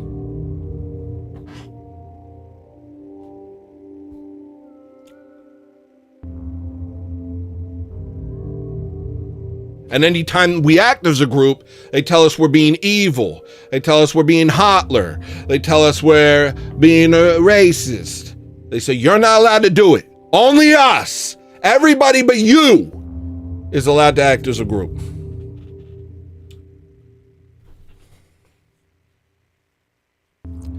I've been thinking about this, you know. I've been thinking about like the progression to this mindset, you know. One thing that kind of popped into my head was this band Offspring in the 90s. I couldn't make sense of it. It's always kind of like messed with my head. There was this band Offspring in the 90s, and when they first came out, I remember being in 5th grade, and Eric and some other guy were arguing. Eric Hogan and Jeff Zitch were arguing over who was better, Nirvana or Offspring. I remember this.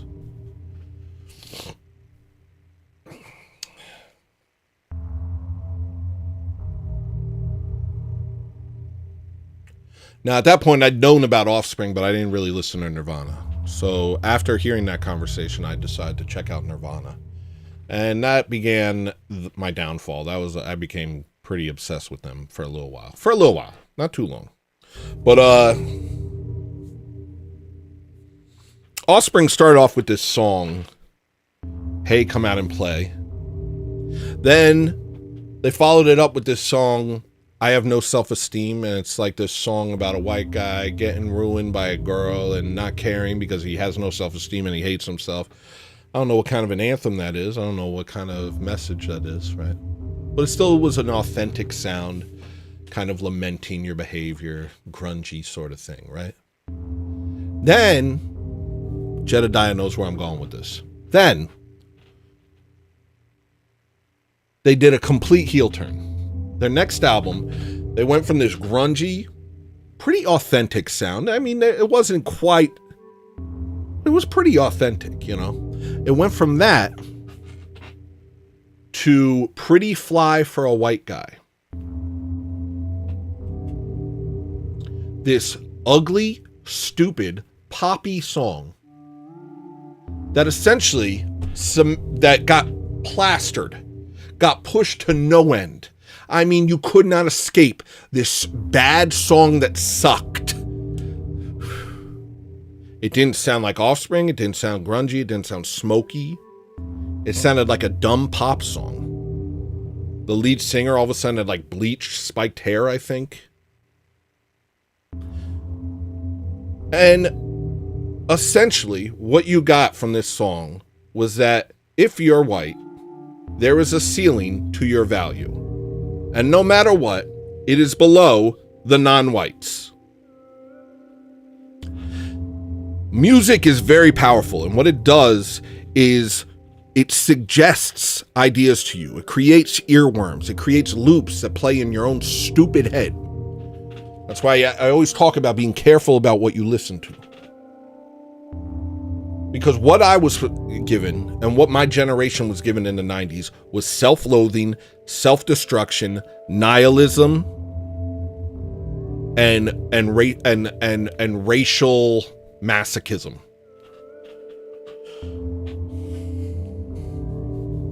This song got pushed so heavily. All the girls say I'm pretty fly for a white guy. You're fly for a white guy. You're interesting, you're cool, you're valuable for a white.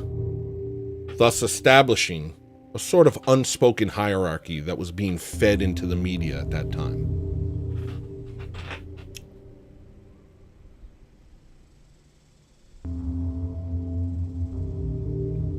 I think this created a generation of self-hating whites who were convinced that black people were somehow superior to them, despite the evidence of their eyes.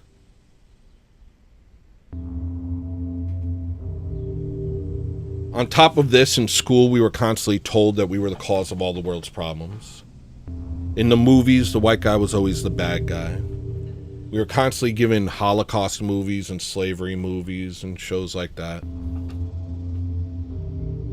We were constantly being fed imagery of black people being cool, being fly, bragging about it, and having white girls dancing in their videos. All the celebrities.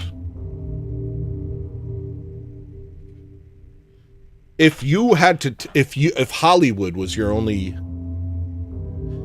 and for a lot of people this is so, especially people in like insular communities, sometimes Hollywood is your understanding of black people. If Hollywood was your understanding of black people, you would think they were like 60% of the population, because they are in everything.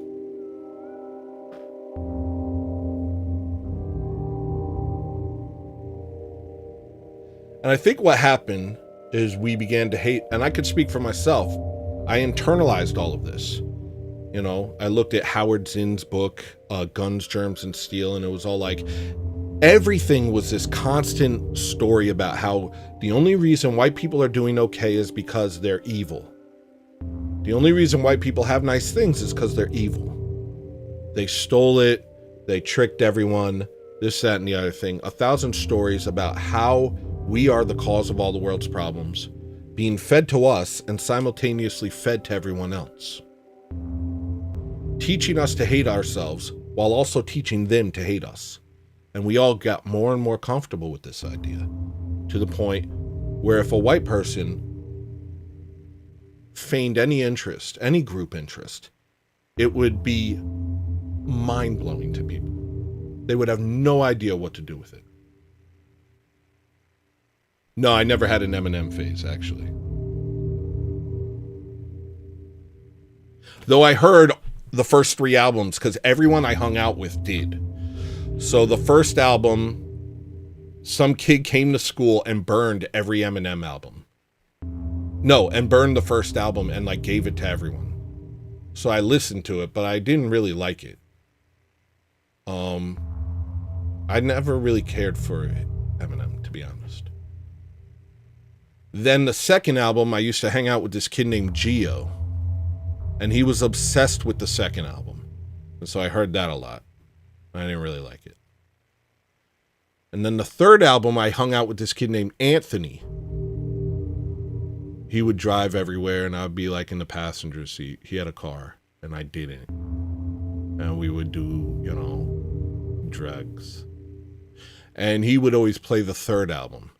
And so I became well acquainted with those first 3 albums, but I was never a fan. Never a fan. I always thought it was pretty stupid music.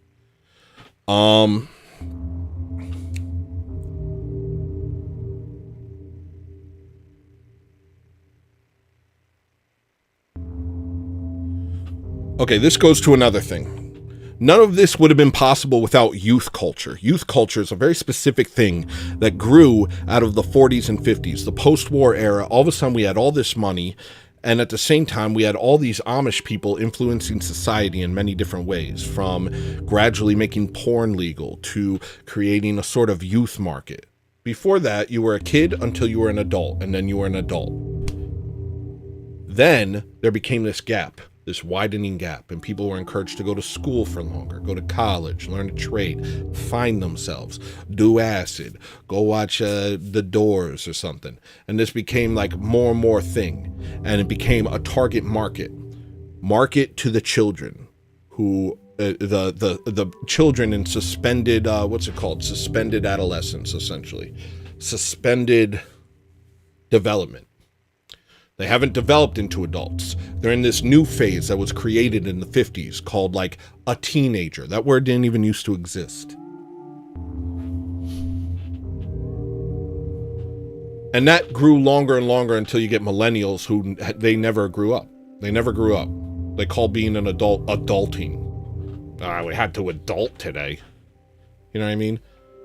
They're perpetual children. They're Rick and Morty children. And you know, I'm guilty to a degree. You know, I still watch like Sega Genesis videos and stuff like that. I don't know if that counts, but a lot of these people, they're terminally in a state of arrested development.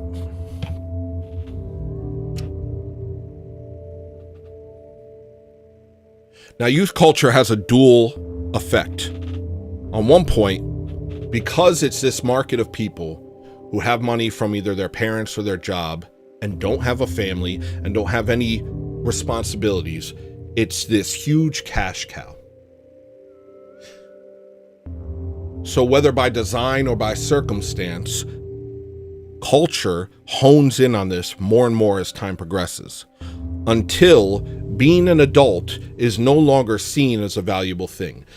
And adults try and look like children and act like children.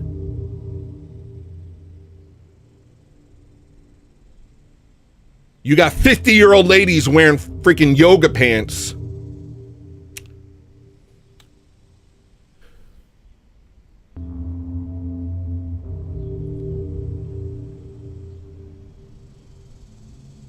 Grown men playing Fortnite. Sorry if this is you, but you know what I'm saying? It's like adulthood was never an option. It was never a thought. And everyone is trying to pretend to be younger than they are. I always talk about my age on this show. I'm 41 years old. I'm not ashamed to be 41 years old. It means I've survived for 41 years. It means I've seen 41 years of this world. I'm not interested in youth culture. The youth have nothing to teach me. The youth have not had a long time to ingest reality and understand it properly. All they do is feed back to you the stuff that the Amish feed to them and think that it's valuable because the Amish told them that it is. And they don't have the faculties for discernment. So it has a dual process. It infantilizes adults, and it gives young people no reason to progress into adulthood.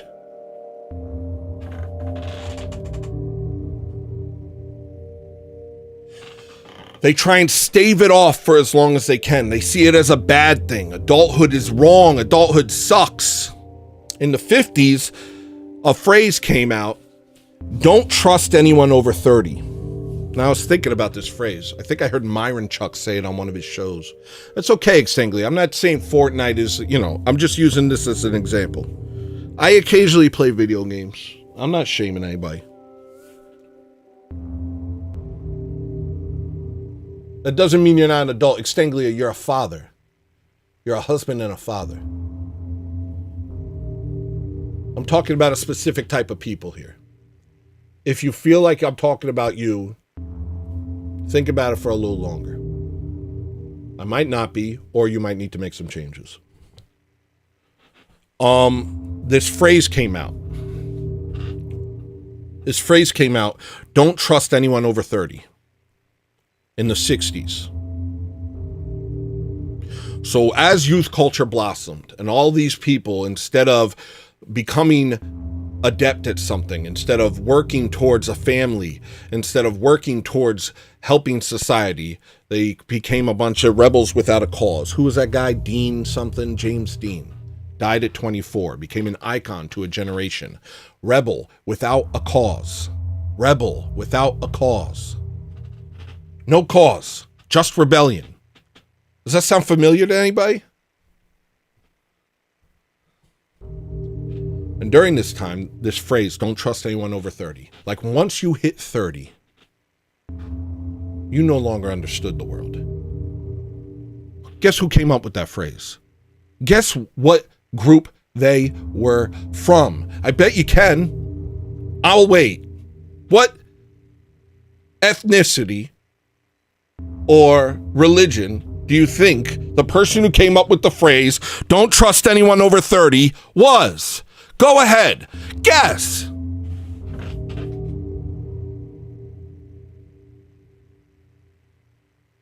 That's right, Jedediah. His name was Jack Weinberg. And he was a political activist involved in free speech movement in the University of California, Berkeley in the 1960s.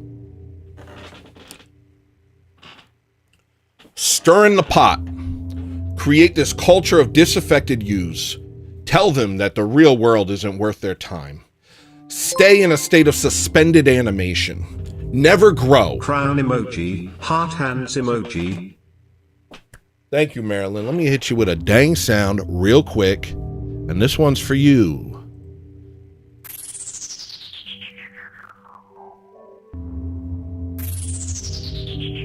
All right. Thank you for the money. Put it in my pocket. What was I saying? Create this culture that not only sees adulthood as something to be staved off, but no longer trusts adults who are saying they're saying, you're doing it wrong, you're creating, you're destroying everything. We have a great gift here. We are now the richest nation in the world. We now have the ability to determine the future of our country. But a bunch of rich Amish people say, no, no, no. Don't worry about your country. Don't worry about the future. Don't worry about any of that. Do acid. Take drugs. Go to India. Join a cult. Listen to retarded music by stinky people. Do that. Society's handled. Don't think about it. And also, don't trust anyone over 30. They're lying to you. Only we're telling you the truth. That you should have an orgy. That you should take drugs and have an orgy at a Leonard Skinner concert. Okay? And you should abort your child because it'll only get in the way of your freedom. And they want to oppress you. They don't want you to have freedom. That's why they want you to have a baby, not because it's the most beautiful, magnificent thing in the world that changes everything and makes you understand a love that you before that did not have access to. No. It's because they want to control you. Goy!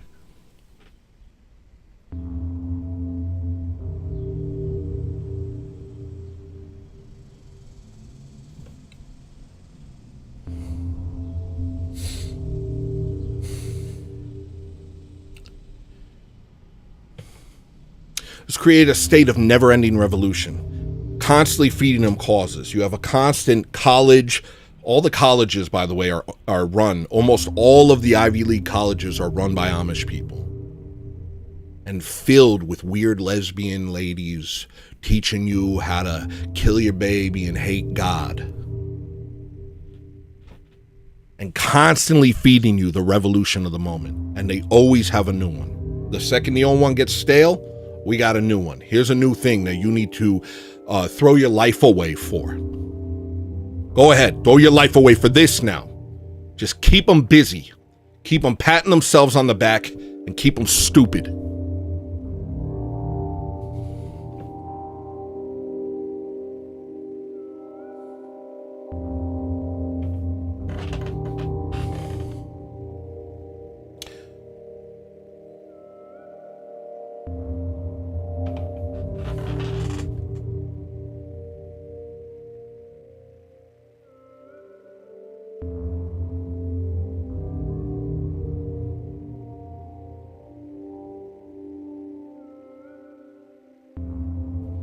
And at the same time, do you think the rhetoric that we're seeing now, the anti-white rhetoric, is new?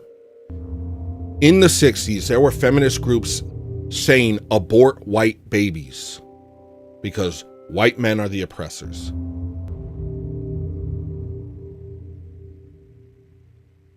This has been building for a long time. This anti-white rhetoric has been building for a long time.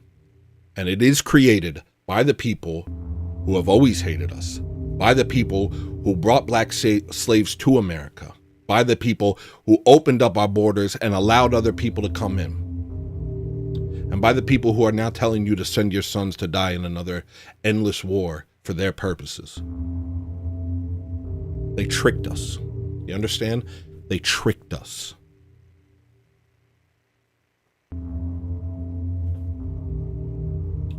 And now no white thinks as a group. White people do not care about their own people. White people do not stand up for their own people. To do so would be an act of evil.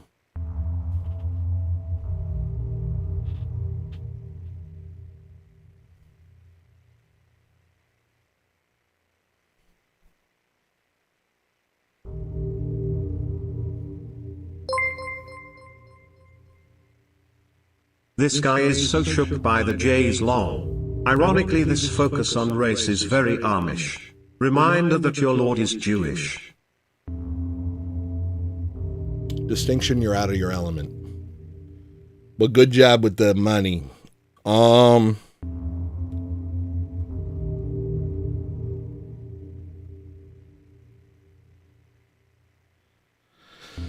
right. So we need to start thinking in a group. It doesn't mean hating anyone. Do you accuse the Latinos of hating us when they think it's a group? Do you accuse the blacks of hating us when they think it's a group? Do you accuse the Amish of hating us when they think as a group? To think as a group is not an unnatural thing. A nation is an extended bloodline.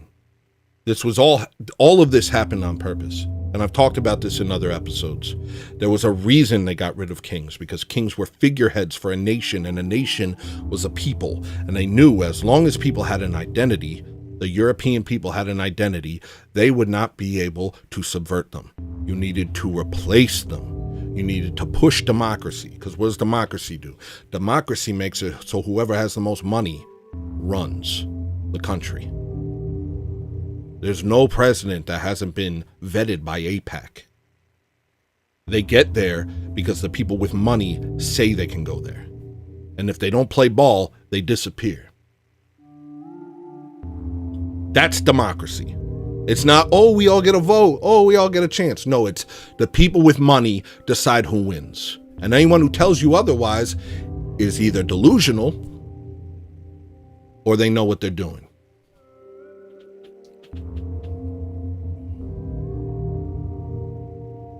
This is why monarchy is important, because monarchy is important to identity. Now, they feed all these other people identities. It's only you they don't want to have an identity. That's why they stripped you of your Christianity. That's why they made endless movies insulting your God. Because your identity is a Christian. Everything that you have, everything that's been built throughout European culture was built in the name of God. All the progress, from hospitals to orphanages, all of these things were in the name of God. We have an ethic, we have an understanding of how behavior should be. And it was that shared understanding that allowed us to thrive. So they took that from us, they took our national identities, and then they feed us a new identity. And what's that identity? Bad people who should die. And everyone agrees.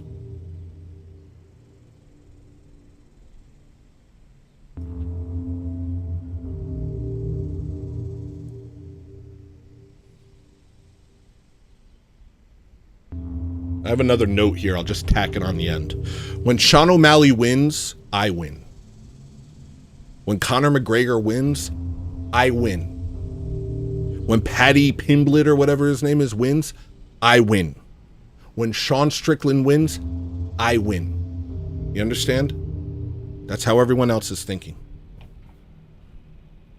When a white wins, You won.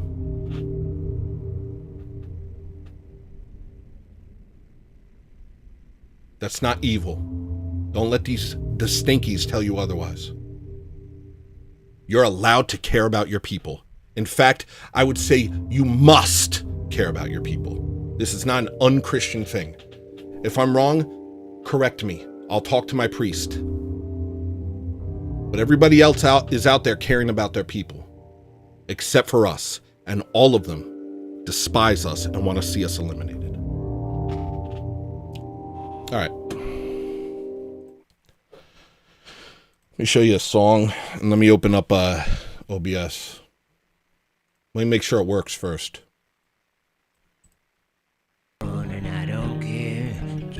It works. Why do Johns get over it, dude? There is no place for this kind of racial obsession in Christianity. You're not Christian, Distinction. I don't care what you say. And this is more history than anything else. I'm telling you how everything happened. This isn't like an orthodox position.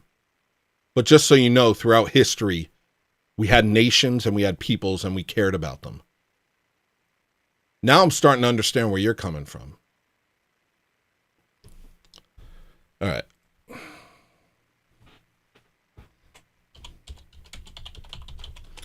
Things are starting to make sense with Distinction. Give me 1 second. Just look at this guy for a second.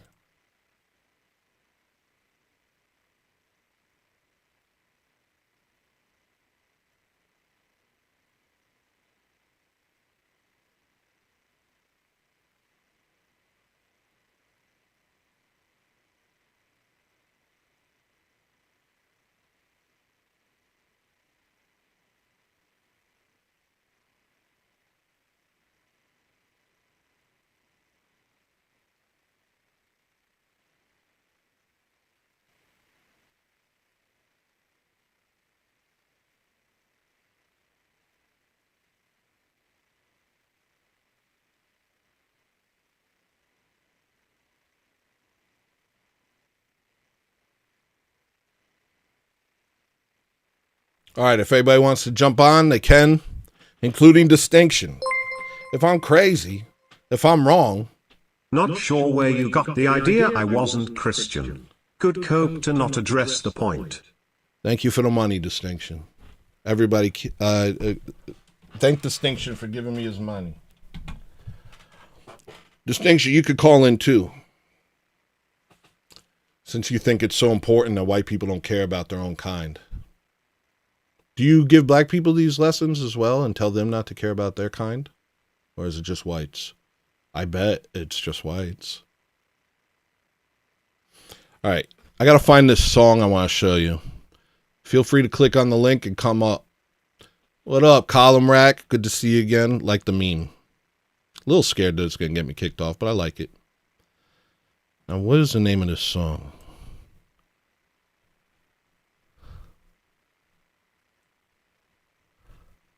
I think it's called like The Horror. Now I want to show you this song because I made this like 15 years ago. A long time ago. And I want you to hear it because it's kind of about all of this. Before I like understood what was going on, I was struggling with a lot of these ideas and thoughts and I didn't know what to do with them. What up, Marilyn? Glad to see you. All right. Let me see. Just give me a minute. I'm sorry. I meant to get this prepared before, but I have ADHD and like I get distracted very easily. So I'll have like a thing. Oh, I'll get that song prepared during the intro sequence. And then something will happen during the intro sequence. And I completely forget what I was doing.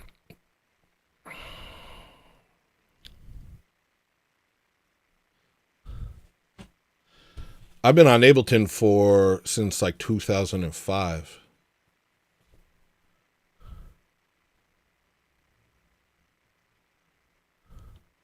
Here it is. Now this song sounds a little different. I'm not going to lie. It's a different sort of vibe, but I hope you guys can appreciate it. And I hope you can hear the lyrics.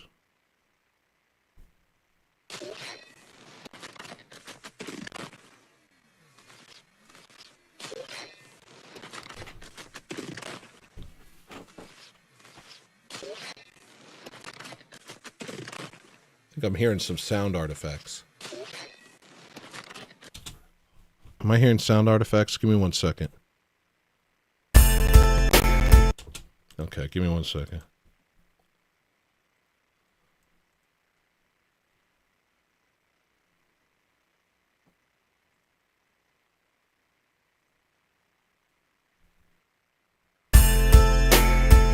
All right.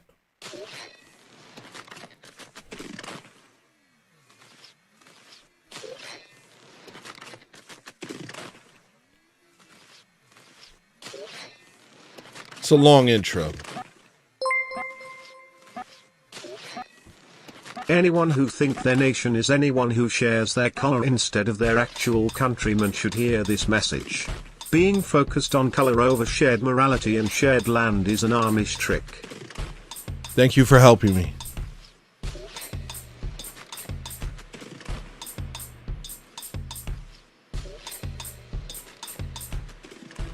I love that. I love how this guy tells me I'm obsessed with Amish people and then tells me that everything I'm saying is an Amish trick. You sound like Adam Green, bro. This guy loves me, yo.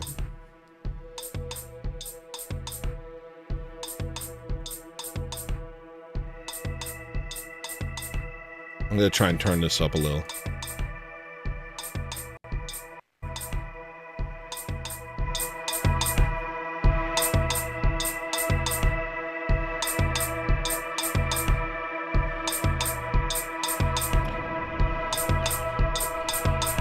Christianity's an Amish trick, dude. Caring about your race is an Amish trick. You should watch them get killed in the street and feel nothing. Now that would be based. Shut up, idiot! Sorry.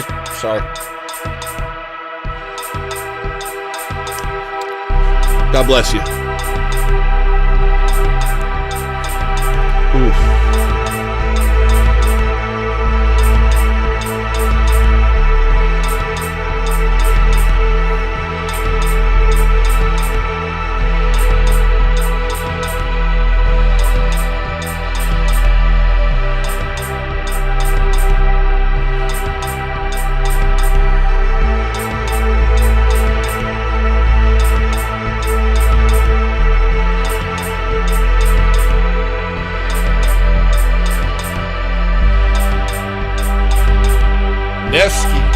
What up?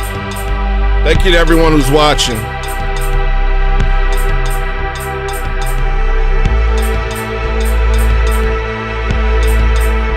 You're not a Christian distinction. You're not.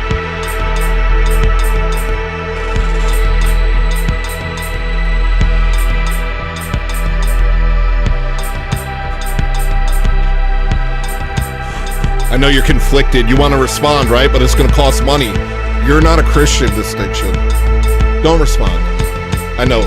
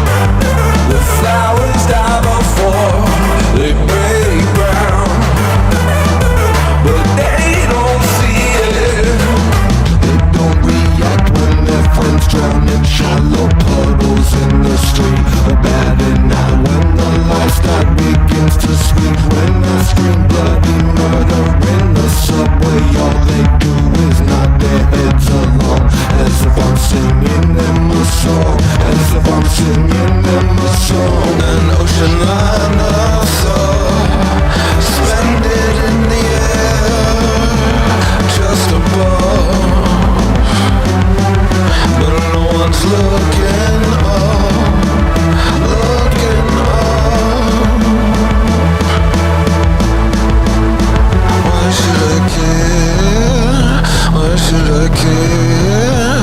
Why should I care? Why should I care? Why should I care? Why should I care? Why should I care? Why should I care?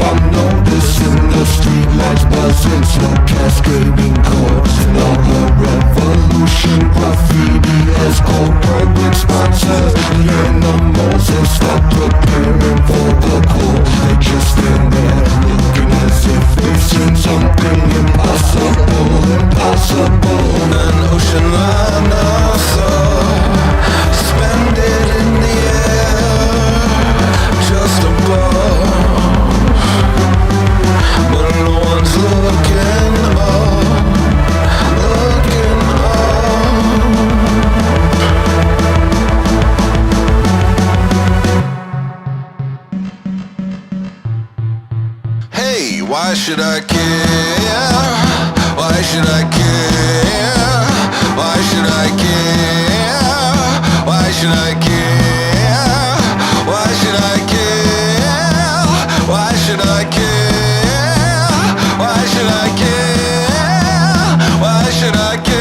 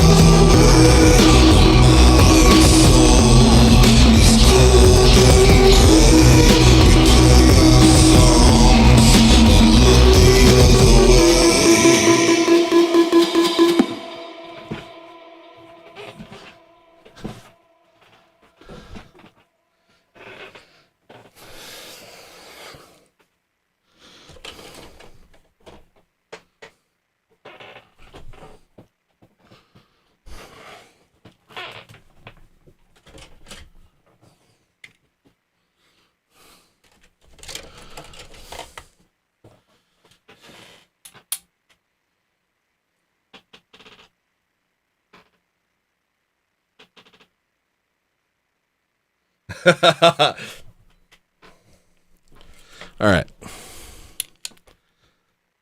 It's a long song. I used to do these big songs in Brooklyn.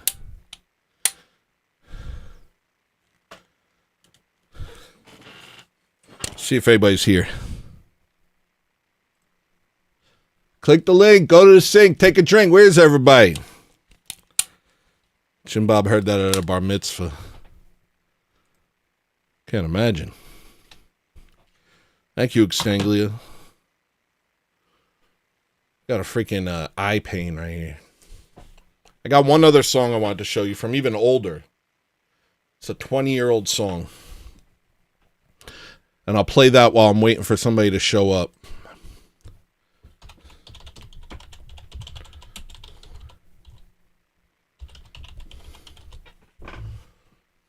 This song is very old. I think this song is from 2008.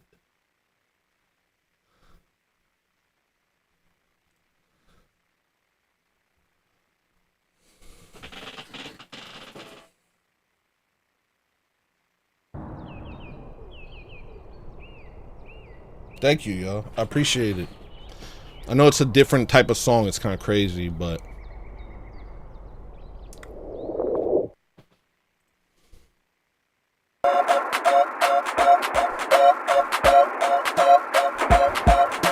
Chauncey knows this one. Yo, Chauncey's such a day one, y'all don't even know.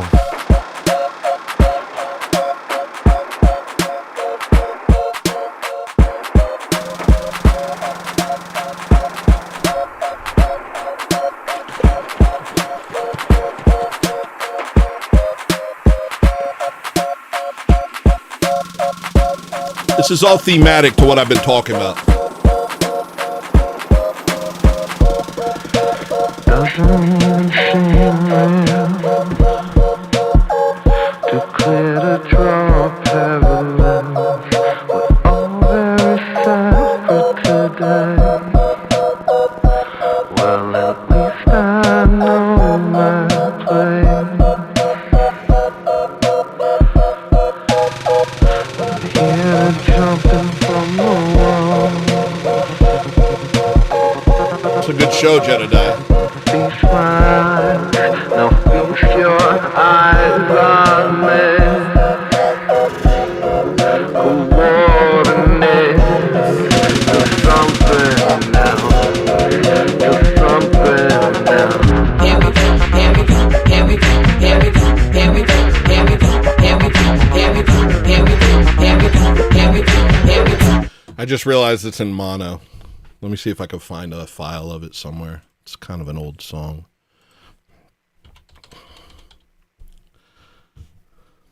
Where would I find it?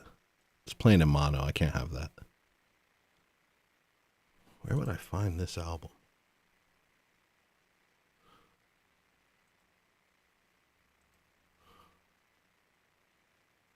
Colossal Squid Records. I have like a thing, like a Colossal Squid Records thing.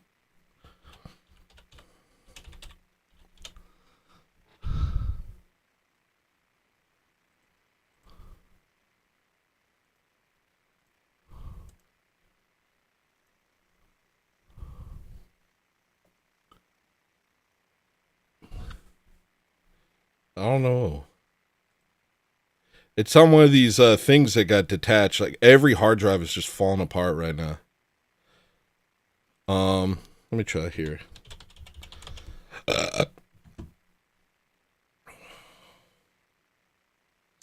Mono that's for true distinguished ears. I don't like it. Have coffee, Extanglia. No, don't have coffee. How late is it? It's like... I'm having audio issues now. Shoot. I hope nobody's calling in. I think there's probably a way that I can fix it. Right? If I switch over to Firefox for the control room, that might fix it. Maybe. Let me try that.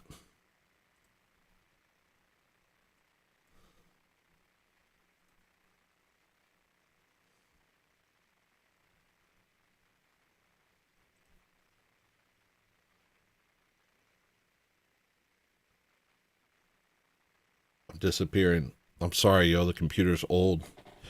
33 in chat. Hey, I get it. Maybe I made a lot of people mad today. It's okay. I'll be all right.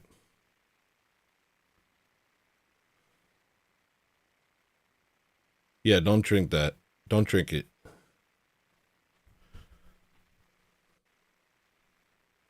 All right, this is hard. Maybe I'll just type it into here. Oh.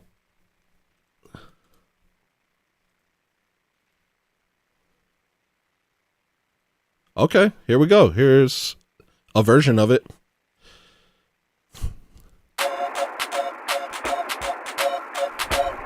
Yeah, have decaf, bro. That's a good idea.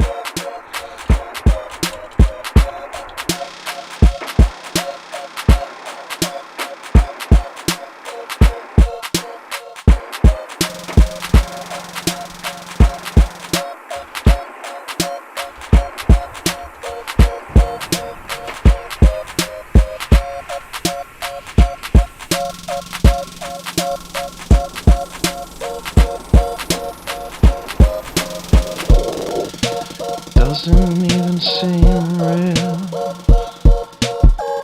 Too clear to draw parallels. We're all very separate today. Well, at least I know my place.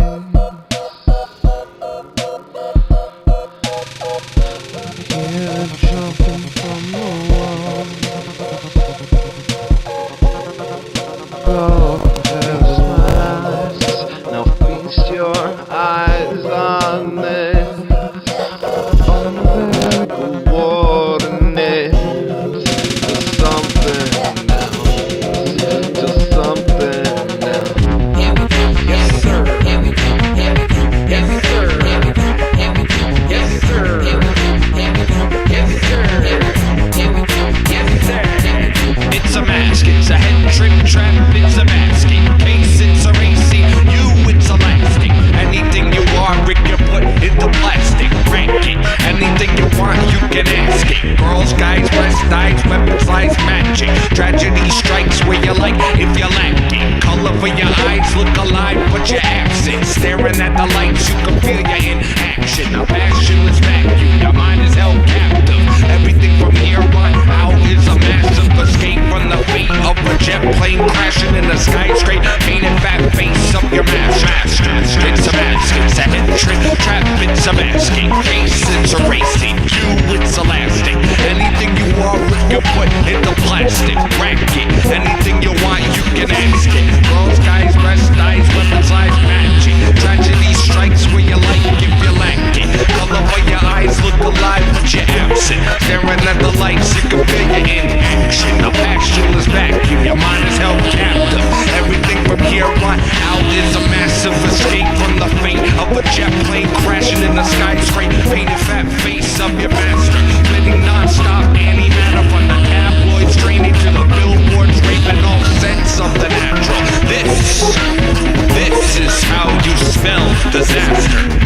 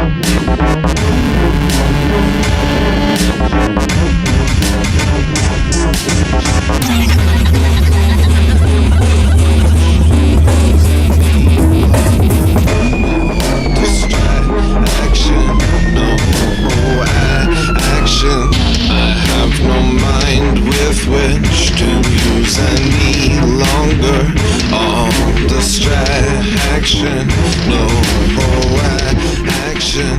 I have no mind with which to use any longer.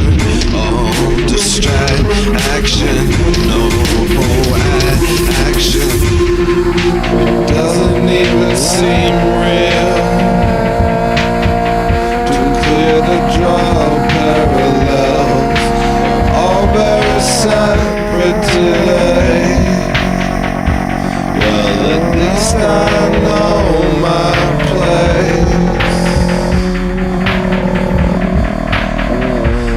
here jumping from the walls. Feast my eyes, now feast your eyes on this. The wilderness to something else.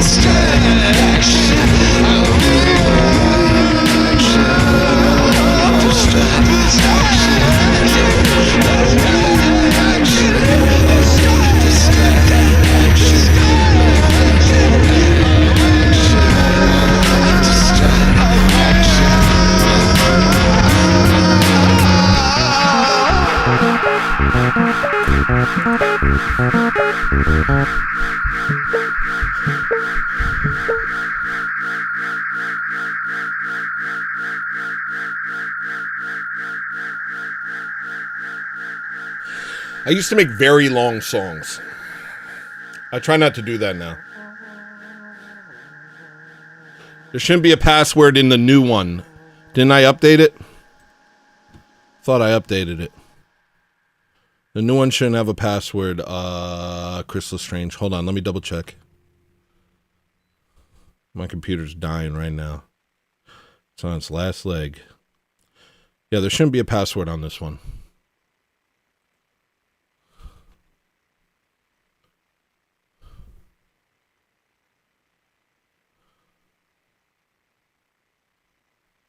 Is it prompting you? Maybe click the link on the top of the chat. I think I updated it.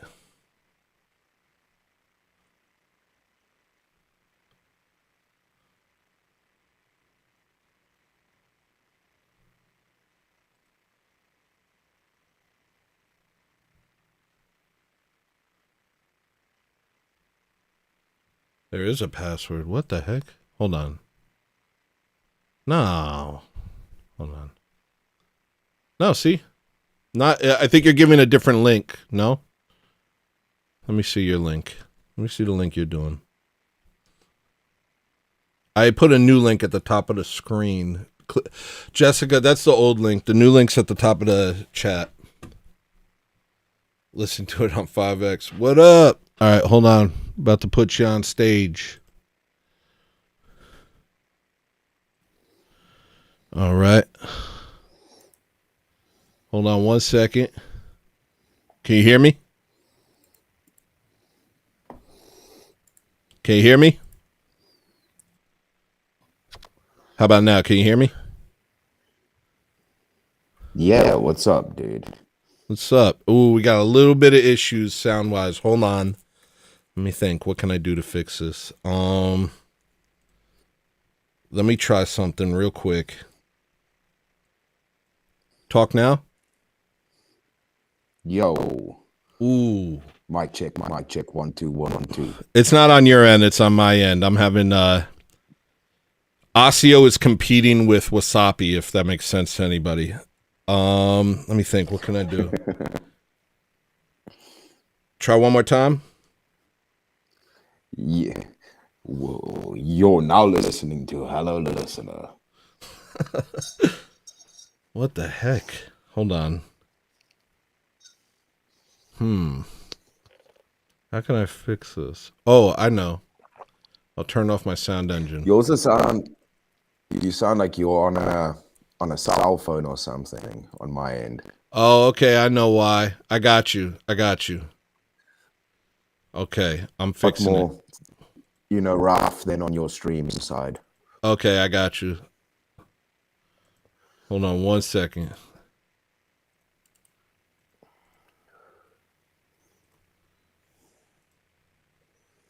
Let me fix that. No, that shouldn't be so. You can't hear me? No, I can hear you. Oh, I know, I can see you too. What's up, dude? What's up? I'm just trying to make it sound good. This will do it. Gotta add cowbell. Dang it. It's still messed up. Why is this happening? Man, I got problems over here, people. I got problems. Do you guys mind having a conversation that's a little wonky sounding? What were you going to say? Why did you choose to use this software? It's not the software, man. Okay, so what it is I use Osseo for Ableton because everything else sucks. And but Osseo is exclusive. So once it's using something, other things after a while start to have conflicts. And I've done a million different things to fix this, but none of them are ideal. So I always end up a little it's like when multiple sources are trying to draw from the same audio source, it wonks out. Yeah, exactly. Hold on 1 second. Maybe if I switch to this.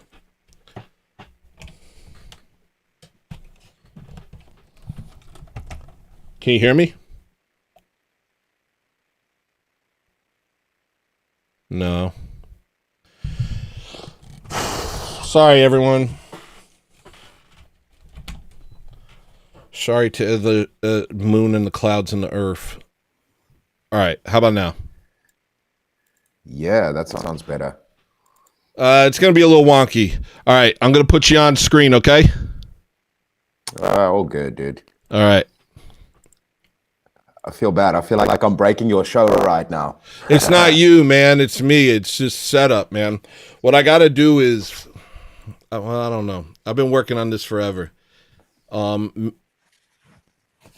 can't have it all, I guess. They told me as a woman I could have it all, but it was a lie, dude. You cannot have it all. Dude, they're always trying to sell you the dream, man.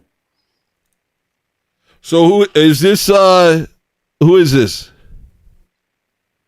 Who is this? Just African redneck over here. African redneck. Yeah. Wait, is this? That's exactly that. Haven't we talked before, or is that a different guy? I wanted to call in, but it's always been an inconvenient time for me. So now I was actually going to work on some stuff. I was like, let me pop in. I haven't jumped on your show yet. Yeah. You said you're African? Yeah, I'm from South Africa. You're from South Africa? Yeah. I'm from the deep south. We have a lot to talk about, I think. Well, shoot, man. I'm usually an open book. So, how is it going over there currently? I mean, the sun shines as it goes down. Sometimes the wind blows, you know. You know what I'm asking. Nah, dude. It's going good, man. It's going good. A lot of the stuff around here gets overhyped. I mean, let's put it this way: a lot of the stuff that's recently come out this year has more been realizing what's going on in the country, but that's just been going on forever. So it's just normal to us. So when people are like, "Oh, we're worried," or "How's it going there?" I've been going for multiple years. Really? Well, no, I knew that. I knew at least since 2018, and I would talk about it. And yeah, I'm sorry about how wonky it is. I'm really sorry. I could, you know what? I could maybe turn everything off and turn it back on. No, if it's messing with your... No, I didn't want to interrupt the show. Well, I want to have a conversation. I want to have a conversation. Do you mind...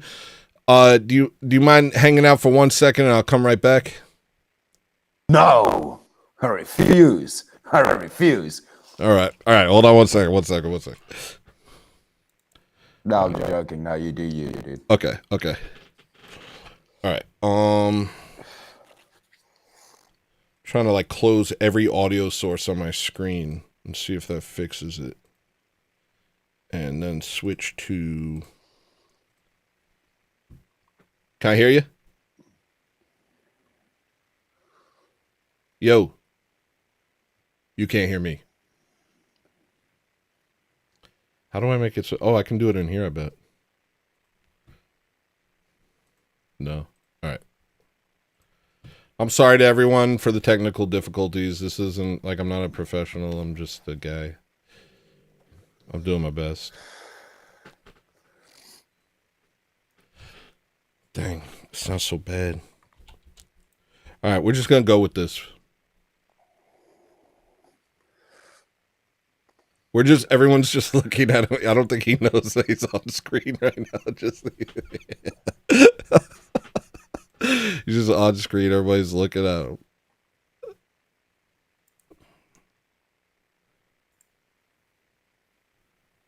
All right. Everybody's saying it's not that bad. We'll just deal with it.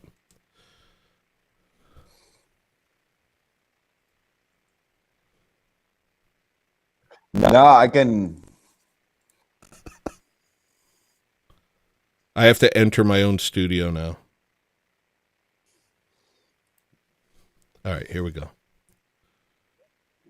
That was a big waste of time for no reason. I'm so angry.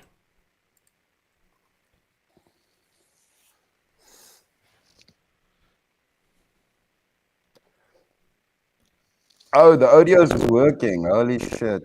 I just realized the audio is working. Haha.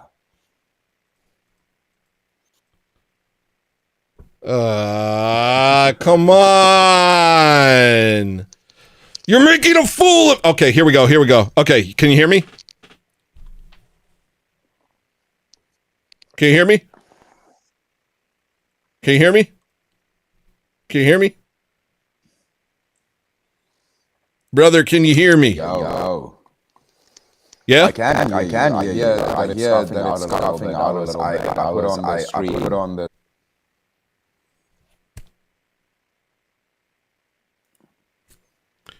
Here we go. They can hear you. You can hear me. All right. Yes. So I heard about this stuff back in 2018. And I would talk about it, and all my black friends would tell me I was crazy, and they'd be like, you're a bad person for talking about white people being killed. Like, you should only care about black people being killed. And this was the beginning of the end of a lot of relationships for me. But I've seen images. I've heard testimony. And so I know it's at least been going on for that long. I don't think it's something you want to be getting used to, brother. How dare you be talking about white people? unless you're saying racist things, you should not be talking about white people. Yeah, that's basically the consensus. The guy who says kill the Boers, the politician who says kill the Boers, he recently said that Israel has a right to exist and most of their funding comes from Israel. Yeah. Interesting. Yeah. Interesting coincidence. Well, it's quite interesting because I mean, a lot of our funding. So, I mean, we technically BRICS, right? So we, with China, Russia, everybody else, and I don't know about the money coming from them because initially South Africa, when October 6 happened, the South Africans took them to the ICJ or whatever that criminal court is. Yeah. I don't know if we're good. I don't know if we're good with them. Well, I mean, at least these guys who are funding your genocide, they're good with them. They're real tight with Israel. I mean, I think they're good with whoever pays the bill. You know, whoever picks up the tab, they're good with. That's usually how it goes. Well, yeah, but I mean, that's kind of the name of the game, is using their money to influence every aspect of other people's societies. We're dealing with our own version of that, but we don't have people shouting it from the rooftops and being elected into positions of power while saying it. Yeah. Are you thinking of coming to the U.S.? Sure. Oh no! Everybody asked me, but I've actually spoken of people's shows and on my own. So, and the problem you have, right, with leaving if you are proud of your country, you lose your heritage, right? So English is my second language. So the first language we speak is. My children will never have a need for this language if I leave the country, right? Their whole culture, the way we grow up, all of this will be gone. So I am just not going to leave. I'm proud of my country. I like my country. I ain't leaving my country. A lot of people like to run away when the house is on fire. Not a lot of people grabbing some water to put it out. That's very base, what you just said. That was based and cool.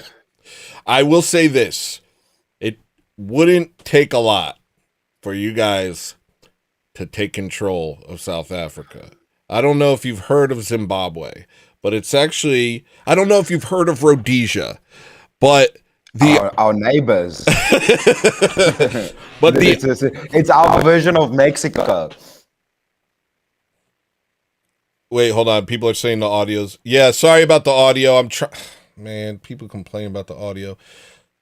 Hold on. Let me try one thing. Okay, got you.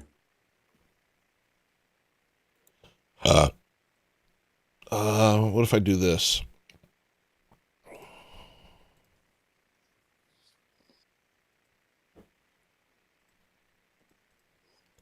Give that a shot. Okay, I think, yeah, I hear it glitches out. I'm turning into a cyborg right now. This is what's happening. It's not hello listener, it's me morphing into a cyborg. You know what? Before Wednesday, I'm going to hook up the video stuff on a different computer. I'm going to figure out how to use a laptop for the video stuff so that I can have these conversations and kind of plug them in through the laptop. Yeah. But yeah, okay. So, yeah, well, I just want to give you some credit. A lot of people don't understand how complicated the streaming stuff gets, especially with multiple audio sources and making it all work. This is kind of like a production, you know. It's people incredible. You just press play and go. Well, I don't know if you were here last week, but Jim Bob tried to get me to use Voice Meter, and it was like, it was the worst thing. It was one of the worst. You know, I've had a rough life, but Voice Meter is up there. You know what I mean? Voice Meter, trying to set up Voice Meter, I was catatonic, dude. And dude, I heard your rant about that. That was quite entertaining. I appreciate it. Well, I'm glad. It's 32% before unlistenable. I don't know what. Okay, I'm talking to this guy. Don't listen if you don't want to listen. I'm doing my best. Jim Bob's shilling for Voice Meter in my chat. Yeah, I feel like I He's should being try it. paid by voice meter. He's Yeah. being paying by the small hats over at voice meter. Yeah. He works for Big Voice Meter. Confirmed. But I'm saying the Rhodesians. So what happened in Rhodesia, in case my audience doesn't know, first they made a country, then all the black people were like, you're bad, and then they took over with like 10 guys, they beat up everybody and then ruled, and then created a big farming thing, and everybody could live well, and then they said, kill all the farmers are bad, and then all the white people exited the country, and everybody starved and begged for the farmers to come back. Am I missing anything? It's you summed it up quite well. I like it. It was very concise. But yes, it was pretty much the mobs of people showed up at all of the white farms and said, either we delete you or you get the hell out. And most of the farmers said, well, then we're just going back to South Africa. And now they have to take a wheelbarrow of money to buy their bread. Yeah. This is pretty funny, because you see these guys. It's not funny that people get hurt, but it's funny watching the black people in South Africa chant "Kill the Boer" and dance and make "Kill the Boer" songs and be happy and smiling. And it's like you're literally like cheering for your own destruction, and you don't even realize it. Oh, but did you hear why that was not a problem? According to our Supreme Court, because we have a similar constitution to America. Ours was, I think, broadly based on the American Constitution. So it's because it's a struggle song. So it comes from before the country was democratic. It was a song that was sung as a struggle song. It's just a struggle song. There's no meaning behind it. It's just a struggle song and them reminiscing about history. That's what it is. Okay, that's good. Yeah, and it doesn't influence modern behavior at all, and people with telecommunication disruptors in backpacks with shotguns coming into people's homes, anything like that, right? No, none of that. That's good. Well, at least it's just a struggle song. Maybe I should start making some struggle songs. Yes, I mean struggle songs. I mean, you'd get in with the DI market for sure. Yeah, all I gotta do is switch a couple words around. Huh? Yeah, there's untapped market waiting. Yeah, that's been the struggle my whole life. Is I've been like, it's always been available to me to sell out. It's always been like right there. All I gotta do is be that, and then I could have a bunch of money and be super successful. But it's like, at what cost? You know what I mean? But it's so much more fun struggling, and working your butt off for nothing, than selling out. It's so much more fun to just struggle. I actually think it is. The struggle is what makes the music. Once you win, how are you gonna make music? You got nothing to pull from. Well, dude, on a serious note, though, I spoke to somebody about this, which I got into a whole debate with some people about this. You being an artist, I'm sure you will agree with this. The object of it isn't always to get you to the end point. Most people that do art appreciate the process, right? I found this with a lot of artists, even myself. You finish a project, and then you're like, well, screw that project. I don't even want to look at it anymore. Yeah. The reason you do it is not getting to the end point. It's the process of doing it. By the time it's finished, you're like, I don't care about that. I can do better. On to the new one. Yeah. And the process is the thing that's enjoyable, not the end result. That's absolutely true. It's why I almost never release anything. I just kind of, I show half-made projects on my show because, it goes from something joyous to something that you're stressing about, trying to perfect and overthinking, and it's honestly a miserable experience. So yeah, well, that's the whole thing. It's also why I did some AI discussions before even I was on YouTube about this on some people's podcasts because of my past, and it is the point that a lot of people are missing with Suno and things of making music. It's the repetitive nature or just the process that becomes the enjoyable part of it, right? It's also a lot of people will speak about, we're doing a menial thing over and over is so pointless. The same reason that they complain about manufacturing. Why would America want to manufacture things? Nobody wants to do that work. where actually menial tasks sometimes becomes like a meditative practice for people to shut down their brains. It's why a lot of people like playing an instrument or painting or drawing. Yeah. Yeah, it's the only time, actually. I've noticed that that and boxing is the only time that my brain shuts up. And you know, I need that, you know. Maybe that's why I became, you know, or people become so obsessed with it, is because like it's like you go into a different world. And you're no longer kind of in the way of yourself. Well, it's almost a force driven allocation of your focus, right? It shuts down all of the back thought or the back chatter that you usually have in your brain. Most things, especially combat, is good for that. Combat music, where you're in almost a state where you can't really focus on anything else. It's either you're on a surfboard and you're going to get crushed by a wave, or you're busy focusing on an instrument, or you're fighting in the ring trying to not get knocked out. Your mind is not allowed to deviate from what you're doing at that moment. So it's almost a forced shutting down of your brain and immersing yourself right in that moment. Yeah, and actually if you do, it messes you up. Like people try and figure out how to make music, and they sit there and they think, oh, I shouldn't do that riff. That's like too generic or something like that. And they get in their own way. They start thinking about how to make music, and it ruins music. You know, I don't think people understand. Yes. In the same way with boxing, if I start thinking thoughts, I start boxing worse. The only thing I could do is box. You know what I mean? Well, that's the point of training, right? Like most people think training is so that you can think about what you need to do. You know, the training is so that your body moves without you thinking. Yeah. That's why you repeat the thing constantly, you know?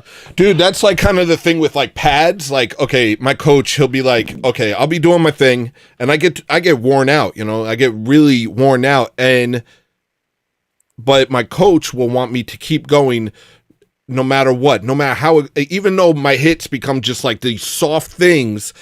Well, it's programming it into like every movement of my arms, you know? So it's like, you just keep doing it to the point where you're at failure, where your arms can't move anymore. And it's like, all of that is useful, even though you're not hitting hard, even though you're just sitting there being like 1, 2, 1, 2, 3, you know, like you're actually, even that light work at the end of the workout where you're just pushing through with everything you have, it's programming your body so that this stuff comes naturally in even a weak state.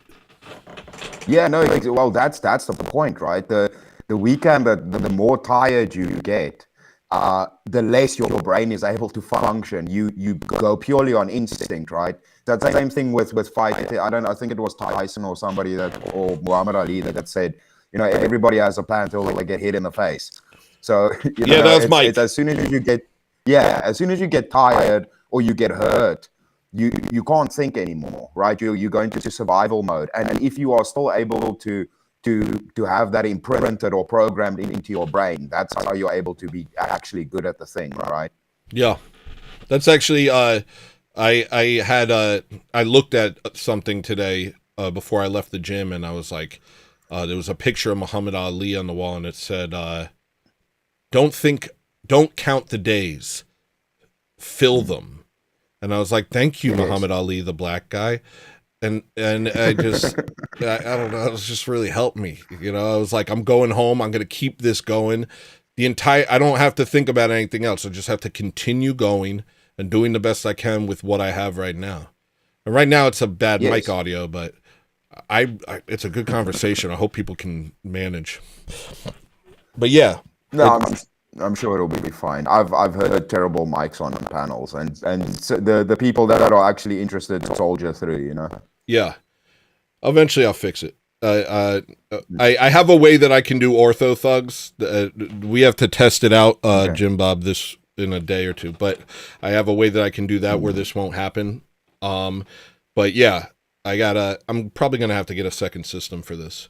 But yeah, no, that's the basic idea. Is like, you know, just people will spend their time thinking about the future, thinking about tomorrow, and it paralyzes them. And what I'm noticing is I'm becoming more and more sensitive to my own thoughts, or these thoughts, whatever they are. Sometimes it's just demonic attacks, but these thoughts and the effect they instantly have on me. And so it's like you start to realize, like, maybe most of your thoughts aren't as useful as you think they are. The useful stuff is the creative stuff. The stuff that you're worried about, the stuff that you're depressed about, that stuff is more or less useless for you. What is the orthodox term? I think that it's called patologisme, right? Where it's the bad thoughts that come into your head that aren't you. Yeah, I was talking to Forge Lloyd. I don't know if, the terminology. I'm kind of dumb, but I was talking to Forge Lloyd about it earlier on the show. He was saying my thoughts keep attacking me. It's my ego attacking me. And I was like, that's not you. Those are thoughts from without. You need to learn to separate the thoughts which are demonic suggestions coming from without from the thoughts that are actually yours. And once you do that, there's a great freedom in that. Once you start to understand that this playback loop that's been attacking you your whole life isn't you, then you can start to fight against it. Yeah, I've actually had this discussion with people where they say, well, no, you are your thoughts. Well, then how can you tell yourself not to do something? What is that then? It's a very easy thing to disprove that you are not your thoughts. Otherwise, you wouldn't be able to go, I really want to do this now. It's like, no, you shouldn't. You should do this. It's like, how's that conversation occurring if you just talking to yourself? Yeah. How's that conversation occurring if we're just the sum of our parts? And it makes no sense in the materialistic worldview where everything is supposed to be deterministic. There would be nothing in the way of these sort of automated actions. It makes no sense at all. It fits into the materialistic worldview because it takes this almost interception of thoughts away from the person, right? It moves away from that metaphysical that it becomes something that's almost incomprehensible. The fact that we almost get these thoughts from the ether or wherever, and then assess them through our own framework. Yeah. By going, no, it's just you. It's just you. All of this badness is just you. That's just what you want to do. It comes down to the worldly lust and just instant gratification of your actions, or not being responsible for your actions, right? Because if that's just me, what can I do? Yeah, and that's I was born like this. Yeah, it's a very Freudian sort of psychological way of doing it. And what, instead of trying to improve yourself, they're constantly trying to get you to connect with your true self, which is just essentially basically trying to convince you that sin is your true nature. That's really what they're doing. They're like, connect with your true self, connect with your inner animal. You're evolved from a monkey, act like a monkey. And they just basically fill your head with these ideas that push God out of the equation and instead make improvement about being essentially sociopathic, narcissistic, and doing whatever the hell you want. Well, it's like I said, it's that whole predetermined, the determinism. I'm determined. I was born like this. Transgender, that kind of whole system of, no, this is just the way I am. It's you're taking growth or improvement or restriction of urges just completely out of the conversation, right? Just nullifying it. Yeah. It's very interesting. Freud. What was that guy? I'm trying to remember. That Freud guy. Yeah. I'm wondering what was his background? What was that Freud guy's background? Transgender is like the final boss of psychological new age thinking. It's like, no, everything, including your body, isn't real. The only thing that's real is your sinful thoughts. That's the only thing that's real, is your weird ideas. That's it. Yes.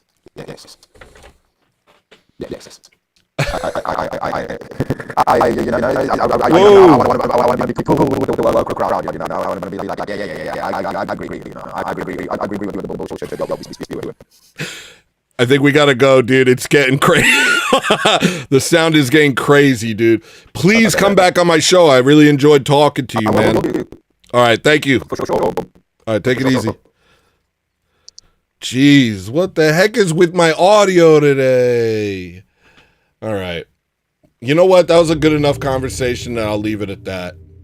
I'll spend the rest of the day obsessing with the audio stuff. I'm sure I'll make it back alive. It's getting kind of old. It's getting kind of old trying to figure out this audio crap. I'll be honest. Gosh, that got insane at the end. That guy was cool, man. South Africa, stand up, yo. Respect the boar. All right. Hey, what up, Grandma? Tranquil Vortex is here. All right. I think I did a good show. Was I right? Did I lie? Was it not a big show? I did a big show today. I did 2 big songs. I did a bunch of stuff. I had a theme, and we talked to a guy from South Africa, and he was awesome. The only thing that was wrong is the sound got messed up, but everything else was cool, and there was no downtime. I was entertaining, I was funny, and only a couple people were mean to me, and I made money from distinction mostly. I think I'm good, right? I kind of don't want to stop streaming because I like this, but, and Jim Bob said that my thoughts are actually Ben Shapiro's. Oh, and Grump, I think you asked earlier about me playing live. I don't really want to play live right now.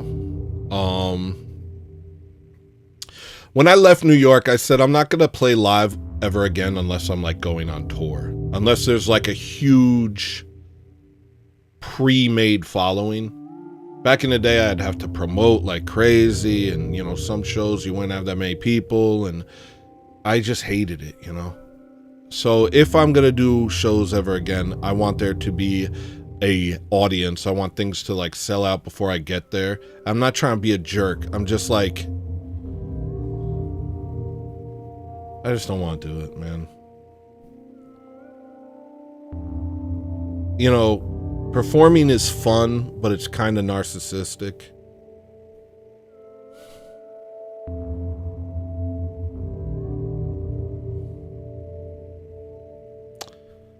I don't know.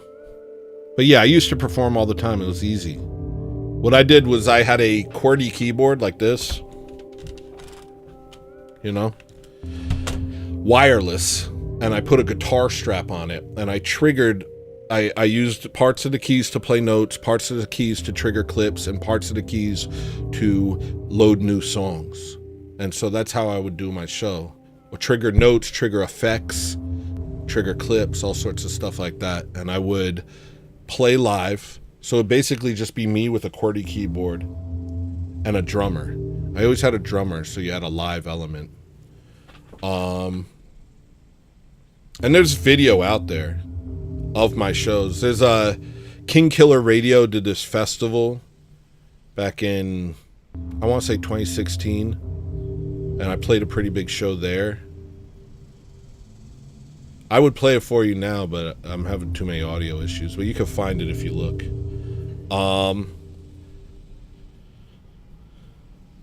I was dressed really weird. I only dress in black now because I don't like style.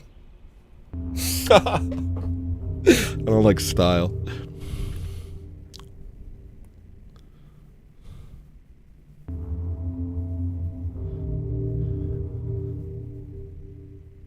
Yeah, basically.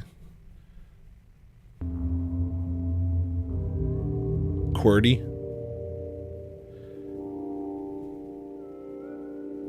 Yeah, I had a laptop and a wireless keyboard. Here's the thing, I used to do much more complicated setups. I'd have a keyboard there, like a music keyboard, and I'd have like my controllers, and you just spent your time behind a desk being a dweeb. I hated it. I was like, I'm here to perform, not sit here and just fiddle with knobs. I freaking hated that. So as I did shows, I pared it down more and more until it became very simple and kinetic, so I could connect with the audience and just like be present. And so that was kind of, my journey ended with a very simple setup. I had a drummer, I had my laptop, I had a QWERTY keyboard, I had my microphone, and sometimes I'd take the QWERTY keyboard off so I could just like vibe. But that was it. Like the less electronics I would have in front of me, the better. That was basically my my philosophy with it. Because I hated standing behind a freaking bunch of equipment. I hated it so much. It's such a freaking energy suck. Like, why would you go to see that? You know what I mean? That's how I thought. Like, why would you watch that? Oh, let me go watch this guy fiddle around for an hour. I hated that. No, I wanted it to be like very like in your face. I wanted you to like, you know? So that's kind of why I did it like that. They think I'm white. We should all just move in, listen, and get sweaty together. Well, I like doing this now. This is a great way to do shows, man. Not that I'm doing shows, but you know what I mean? Like, just play a song. Here's a song I made. You like it? Dance, enjoy myself for a minute, get back to doing something else. I've found my calling. It's this. It's you. It was always you.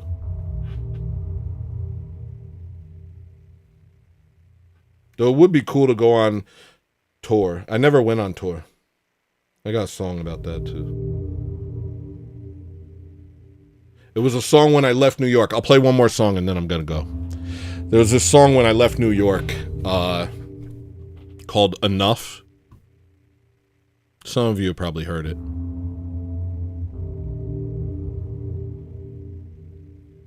I was doing like a lot more rock, electronic type stuff for a while there.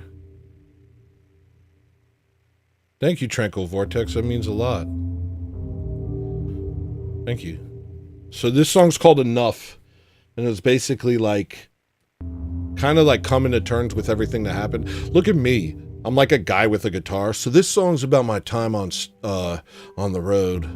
You know, we had a couple close calls out there, but by the grace of God, we made it through.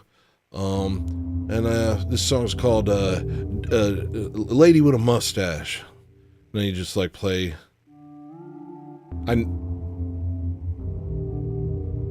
Whatever. I guess that's what I'm doing.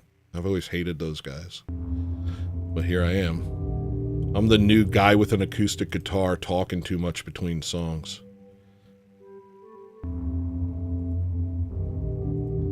We're having problems with Osseo now, too? We'll see. Enough. It's called Enough.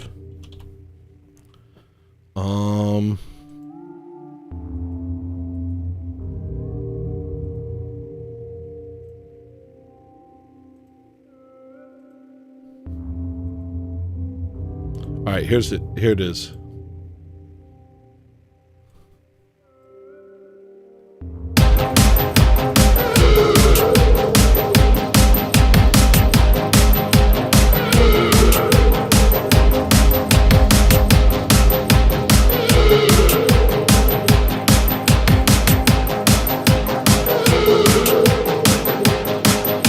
The name of the games, I've had enough of your shit. I'm tired of trying to fit in where I do not fit. My choices in this city don't mean a damn thing, unless I swear allegiance, unless I kiss the ring. You've toyed with my emotions for the very last time, dangling the carrot like I'm next in line, and tearing it away when it's right in my hand. No matter how I try, I'll never understand.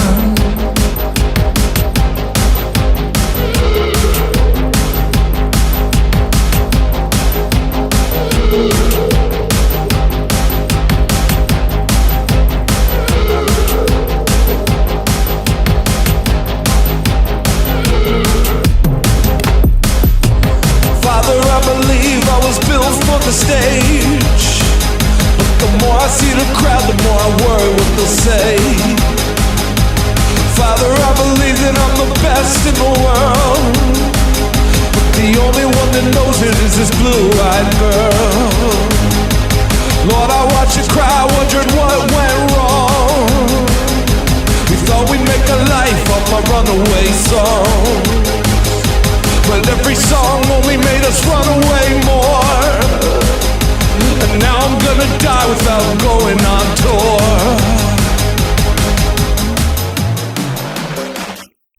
Put your whole life into something you love, and never look back at the friends you lost. Spend your life proving that you're good enough. Never worry about what good enough costs. What good enough costs.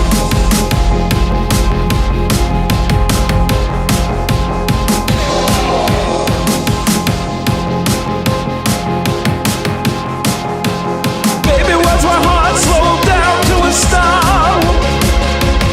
Every time they talk about racist cars. Baby, where's my heart speed up to a tone? When they call me an ally and they war on my home. I can't understand a single word they say. Nothing that they offer's worth losing my name. They think about it for a few more days. I'm done thinking, fucker, I hate this place. Enough.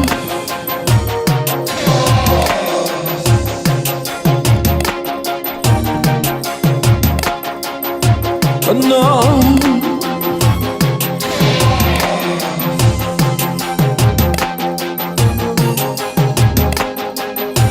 Enough.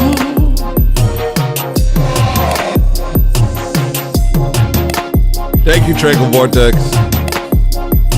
Enough. Thank you for hearing the lyrics.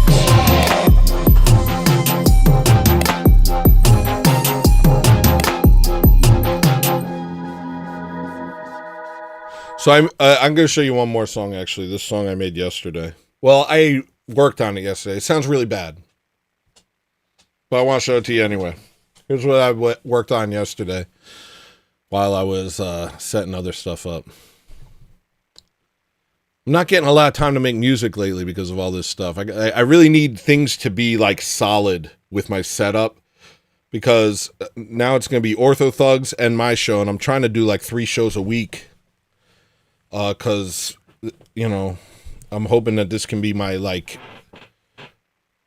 I'm hoping I don't have to be a hitman anymore, you know? I'm hoping that I can make my living with this. So, I need things to be solid. Once things are solid, I can work on music more. Okay, I made this. Don't be mad if it sucks.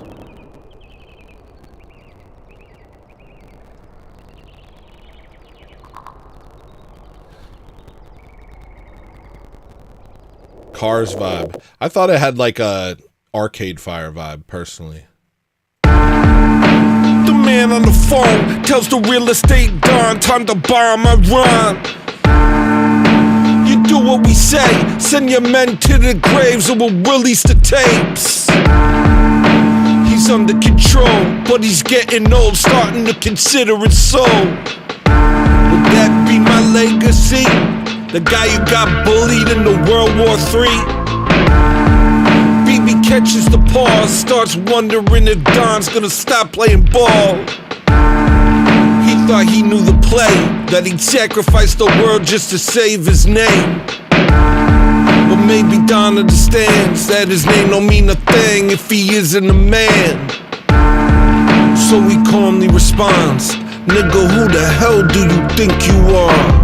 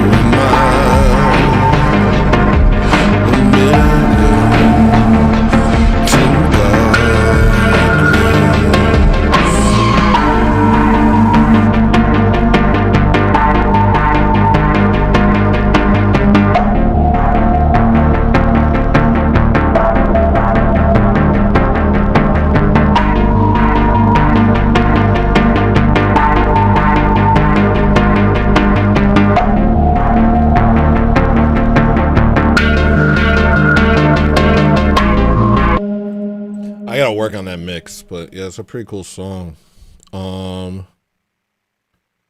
It says, "Who am I, the victim? No lie too big. Who am I, the militant godless?" That's what they would call themselves during the communist revolution when they would go into like Romania and stuff and kill all the Christians.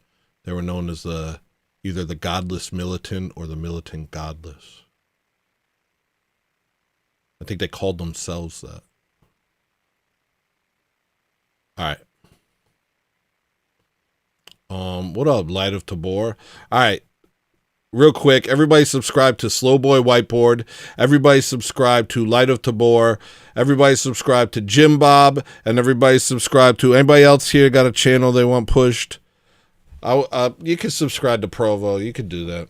I love Provo's show, but he came on here and antagonized me too much, so I'm upset with him. All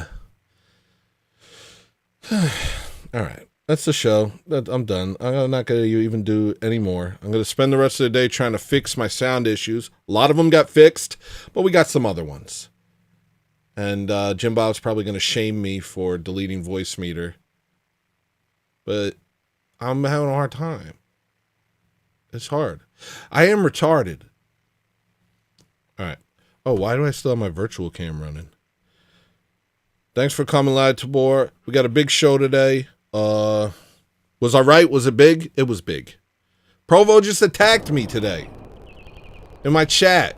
He was antagonizing me. He told me that this is a character. Jim Bob talks to me all... Jim Bob, is this a character or am I just... Like... Why can't some people just be different? Like, why can't some people just be odd? Why is that, like, so crazy? No, I'm just odd. I've always been odd. I'm just odd. It's not a character. I couldn't do a character. I would kill myself like Heath Ledger. I'd become obsessed and go insane. All right. I love you guys. Thank you for showing up. Thank you for watching my show. Thank you to everyone who super chatted. And, you know, I appreciate the support. I really do. If you're not Orthodox, become Orthodox. If you are Orthodox, go to church.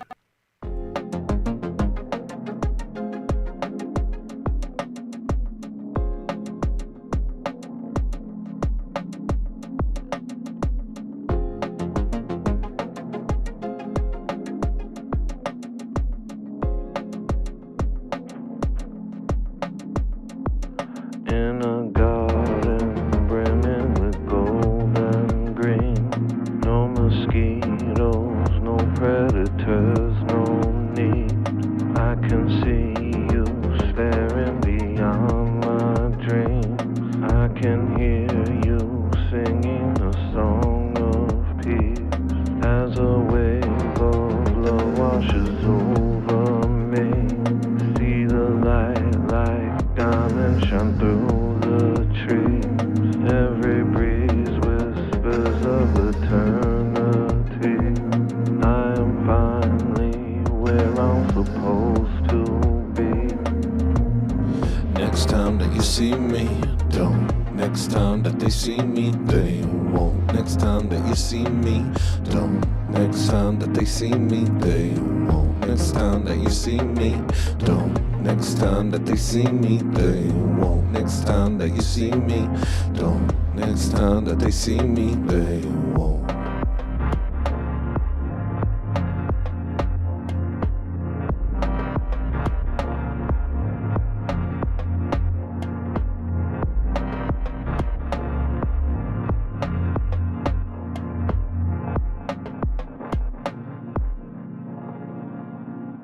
They won't.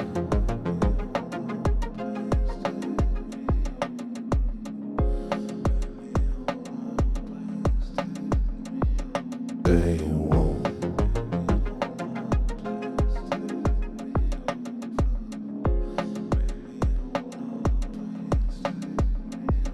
They won't.